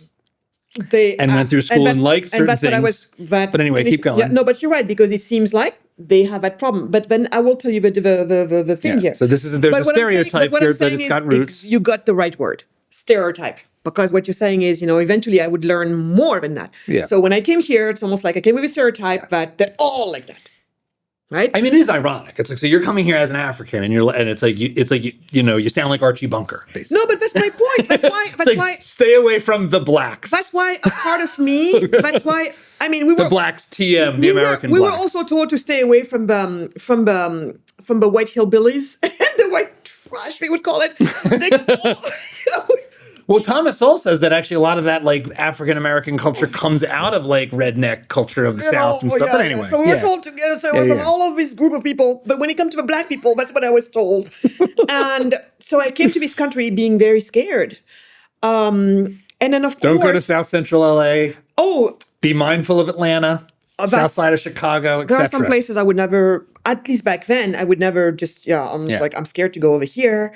And then, a lot of what I saw also matched some of the things the parent was saying, the pants down to a certain place, all the tattoos, all of these things. Yeah. I just didn't know anything. And so I was just so scared. But eventually that's why in real life experience is the best. You can read crap and maybe believe it. But once you're in a situation and you're seeing people, you quickly get to learn on your own, like even where the lines are and, stereotypes that are just that stereotypes. So, of course, I become friends with so many African Americans who are, thank God, millions of Africans, I don't know all of them, but it turns out there are millions of African Americans living amazing lives, being productive members of society, being amazing, great people, just raised just almost the way I was raised, the way maybe you were raised, all of that, just being here and minding our own business and doing good and providing for ourselves and others. So if you go back before the Great Society destroyed the incentives, that would have certainly been the majority. I mean, Black Americans had a higher rate of marriage and two-parent households than Italian immigrants. Exactly. So this has been a fascinating journey for me. So I come here, I'm told stay away from these people who are supposed to look like you, because in a way, my parents and the only reason why they only knew about those guys is because television. That's all they see in the television, right? So they're thinking, so if you listen to them, you're going to get to this world where all the Black people here are that way. And then television and crime statistics. And crime statistics, that's what they look at. So you go, and then you come here and you realize, okay, it's fine. Now, does it mean that I have not been around some people, but I'm like, what's going on over here? But yes, I have, but I wouldn't say it's a matter of skin color. It's just a matter of, there are some things that I don't care if you're yellow, green, black, white, whatever. If you behave a certain way and do certain things, I'm just not going to mess with you or go there or, even. So that's the first thing I discovered. Oh, nice. Many people. Yes. And then you're not all a bunch of degenerates like my parents said. Exactly. And then, so that's how it started for me. And then eventually, but I was staying more on that side of the people that I could tell, you know. Yeah. And at some point, this happened. You know them. I know. I went one time to a gathering, and there it was my first time really being in an environment where there were Black people who, on the outside, supposedly kind of looked or felt like they came from that background that my sort of parents were talking about. More of like a ghetto culture. Kind of. But because we're in an environment where obviously we're all brought there together by this one friend, so I could trust that, you know. And of course, these guys, when they started to talk about what they're doing, and yes, they were involved with ghetto work and gang work and all of that, but doing the good work. Are you talking about the guys out of Dallas? Yeah, the urban specialists. Oh yeah. Pastor I had Anton Lucky on the Pastor show. Omar and Anton Yeah. Lucky. We just became like this. I mean, it's funny because I was up there filming with them a couple years ago, and there was like a shooting in the parking lot, right there, like it was, and there was the police station. This is, I think, it's part of rough section of Dallas, and I mean, just there was some stupid. It was like nonsense. Like some guy got upset. Literally, I mean, it was maybe 20 feet from me. Took a gun, shot at the ground, but it was like haunting. Yeah, I believe it. And they were like, yeah, we live this every day. I believe it. So it's because we're in this gathering, and I trust my friend who brought us all together. And again, the minute they start talking, because Bishop Omar was there back in the days. Yeah. And Anton was there, and they're talking, and I agree with everything that they're saying. And they're talking to me about this world we're in, and how this world has gotten to where it got to, and what they're doing about it. So I really, and then because thanks to them, I got involved in this whole world of, that whole other world, and understanding how people are fighting back and what they're doing. And now I'm in, and then now I'm discovering that them too have been told things about us. It's like, we have been told things about you guys. Oh yeah, no, for sure. I've heard this. So it's basically, we have been like this Black family has been divided up into some weird lines again. And we've been told different things about each other. But in our case, I felt like the two sides of a family came back together, and we are working towards something, better than ourselves. And so that was a big, big, big lesson for me. And yes, there's a lot of things going on. And underneath all of that, you also have this battle between, I don't know, have you heard the term ADOS versus not? Adults? ADOS. No, I don't know. No. I don't know if it this. stands for African or American, but the A is African or American, descendant of slaves. So you have this entire Black community that has been fighting for reparations, to get reparations. And so some of them think they're going to get reparations. So they're trying to position themselves and saying, yeah, but once we get that, you, me and others who are not like from families of who doesn't trace back to slave families, we don't get. So they're trying to already separate the money that way. Yeah, it's like, well, what about my family who came here in 1920? You don't count. Am I paying for these reparations that my ancestors didn't? Like, this whole thing is You're going to have to figure that out, because, man, I'm on the other side, on the other receiving end of it. And it's just like... we're both should technically be not involved in that. That's what it's I'm like, thinking. you want to find, like, the plantation owners. Like, what happened to chain of title? How about we do chain... I say this. Here's the reparations they should do. You prove chain of title. Great. This family still... This guy's great-great-grandfather still enslaved your great-great-grandfather? Trace it. Awesome. We got contracts for a reason. That's going to be, that's going to be a whole other thing. But but anything beyond that is like, well, now you're just doing communism again. I mean, at that point, that's why I'm just like, and of course, they're like, well, who are you to talk about these things anyway? Because this is none of your business, and you shouldn't even be allowed to speak on behalf of African Americans.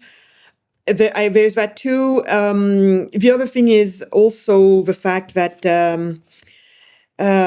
I was told once, it's because my ancestors arrived in this country at the bottom of a ship that today you get to travel in the front of a plane. I heard that too. Yeah, see, this is I heard that too. I think that one of the things that we have to be able to have more of, I try to do this, and people can judge for themselves how well I'm doing, is I think we have to stop. We have to do something that I think is pretty hard, which is the time to be apologetic for things that we, and I mean we, not in the broad sense, like we, like me, like I have nothing to do with that. I don't need to feel sorry about slavery. I'm not. I have nothing to do with it. I feel sorry about it the way I feel sorry about any historical catastrophe. That's right. But I have nothing to do with slavery, That's right. America, That's right. American, African Americans. That's right. And actually, most of you don't have anything to do with it either, actually. So we got to get past that. Yeah. And if you want to call me a racist, I don't really care. It doesn't impact my life. Too bad. Yeah. And what I'm going to try to do is not actually become a racist in the process, because that's what starts to happen. And that's what you have also agency over, that part.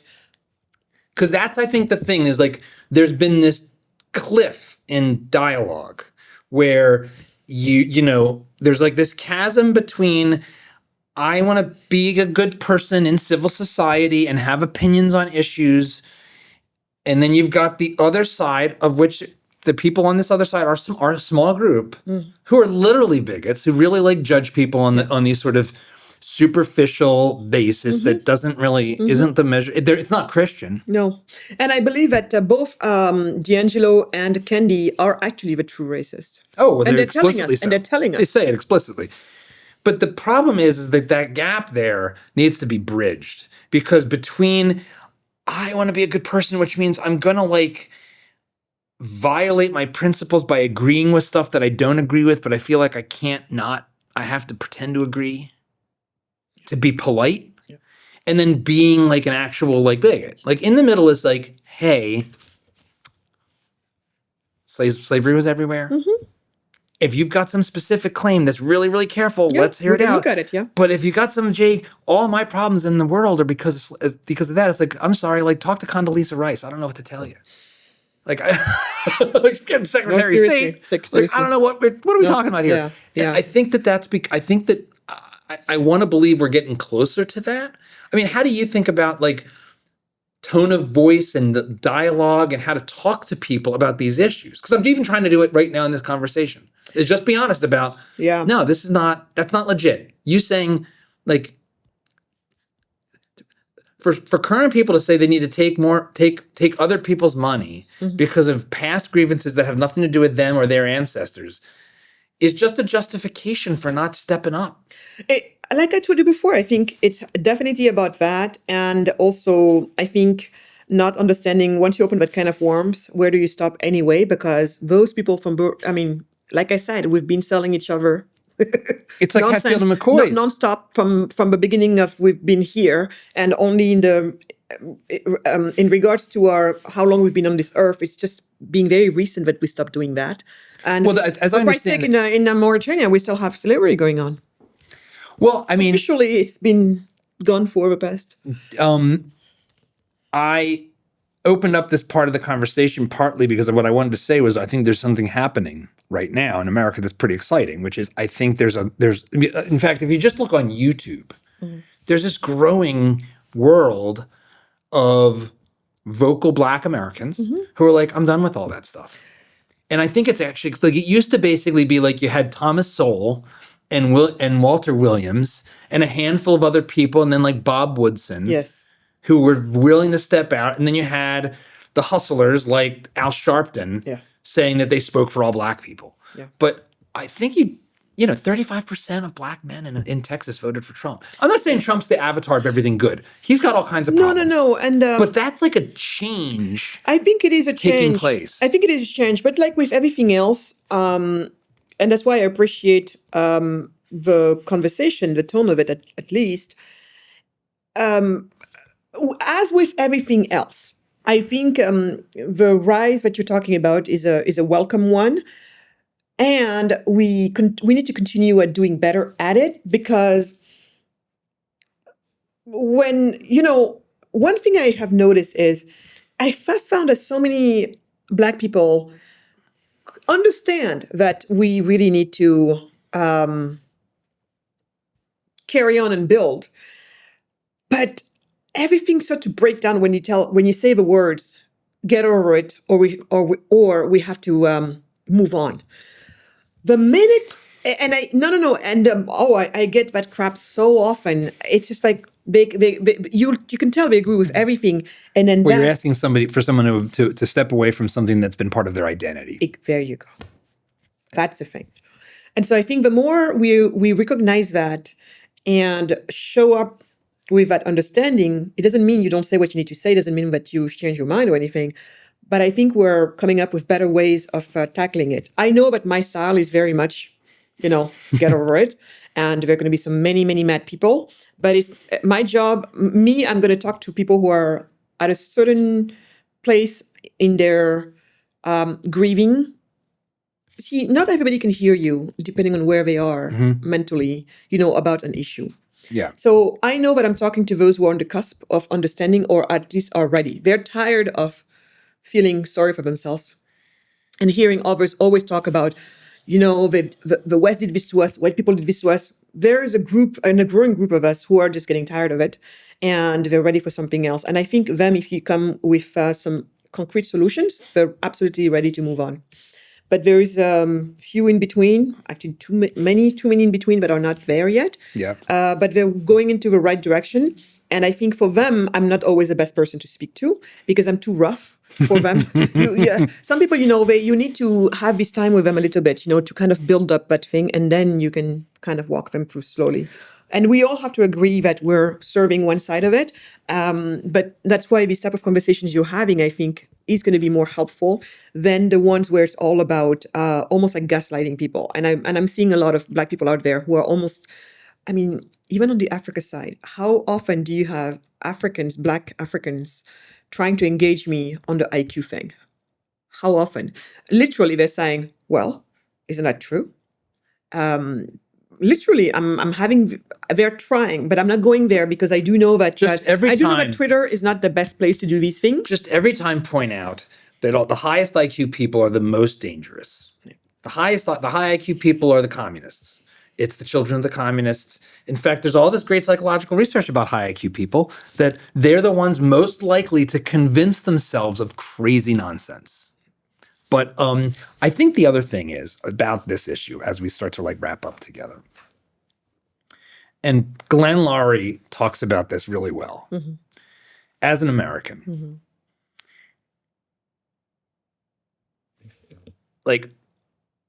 the slave population in this country that would become the African American descendants are every bit as American as everybody else that was here. Mm-hmm. You are part of the American story. And I want, the Saves America part of the show to me is that actually America's really awesome. And we struggled with this same issue that all of humanity did. And actually the way we solved it is kind of admirable because we fought a bloody civil war where 700,000 people went to fight on behalf of ending this thing. That's right. And that's actually kind of great. You should be proud of that. Yeah. And to embrace the history. Thomas Jefferson, slaveholder as he was, is part of your history and is actually a good part because he was mostly pretty great. Mm. And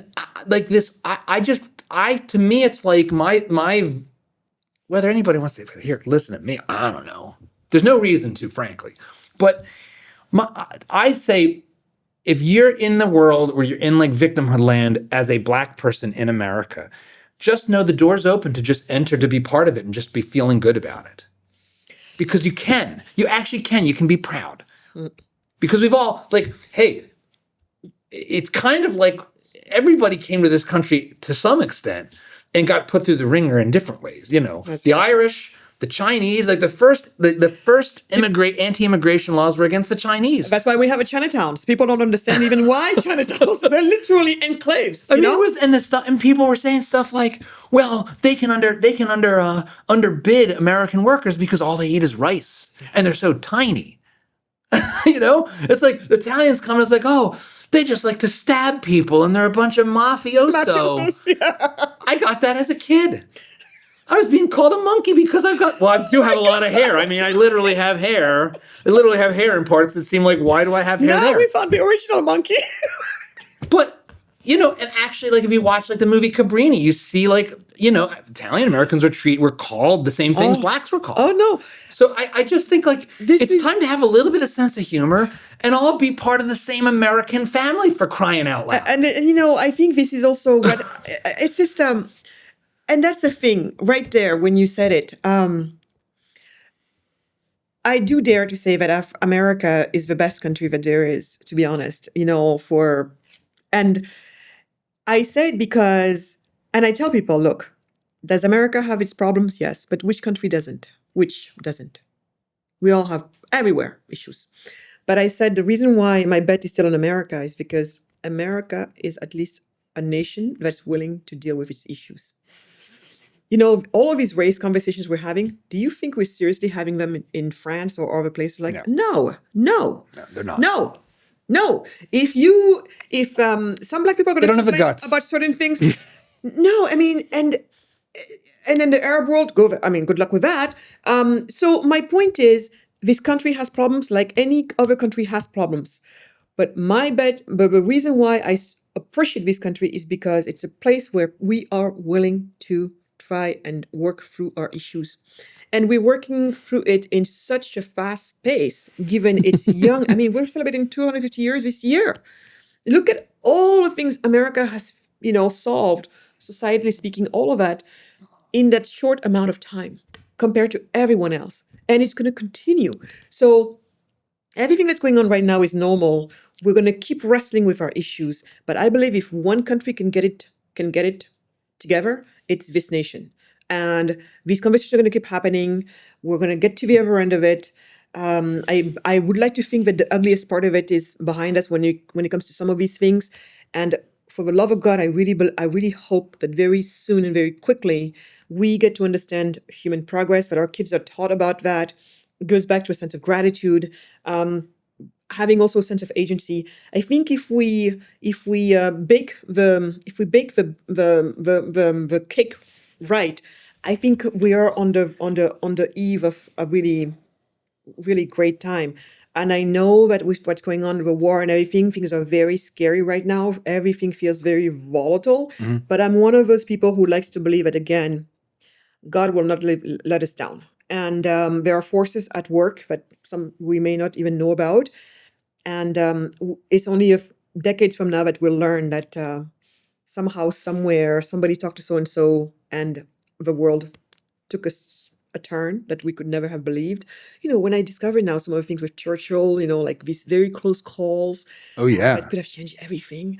How close we came to nuclear annihilation. Yes. More than once. Yes. So that we're here is a blessing. Yeah. So there are good people among us in some of the most unsuspecting and unsuspected places that are working towards peace at all levels, among all types of people, about all types of issues. And I have to believe that while we do our part, we have to also believe in that. In a way, we go back to believing in God. And I just refuse to believe that the human species, after everything we've gone through, and we've gone through a lot, I love our bunch. We are crazy. We've done a lot of crazy shit, man. But we've gone through a lot, and we've come a long way. And I believe that we have a long way to go, but we have what it takes. Because when you look at our conditions, it just makes me feel so much gratitude for God making us in His image, because at the end of the day, you look at it and there's no other way we could have done what we did. When you look at how far where we started as a species and where we are today, and Julian Simon was right. At the end of the day, we are the ultimate resource. Before I ask my customary final question, I want to just let the audience know that there is a beautiful film that tells your story and several others called She Rises Up. It's produced by friends of ours, the Tusties, and I strongly recommend everybody check that out and follow you on all your stuff. Where can people find you? Magatte W on all social media. MAGATTEW. I ask this of every guest. Mm-hmm. The show is called Dad Saves America, and it's because I think that's a role we play as men. that really does ladder up to the country ultimately. Like how we raise our kids, the schools we put them in, the values we give them, it ripples out. It survives us after we're gone in the country. How do you think about your role in the American story? Oh,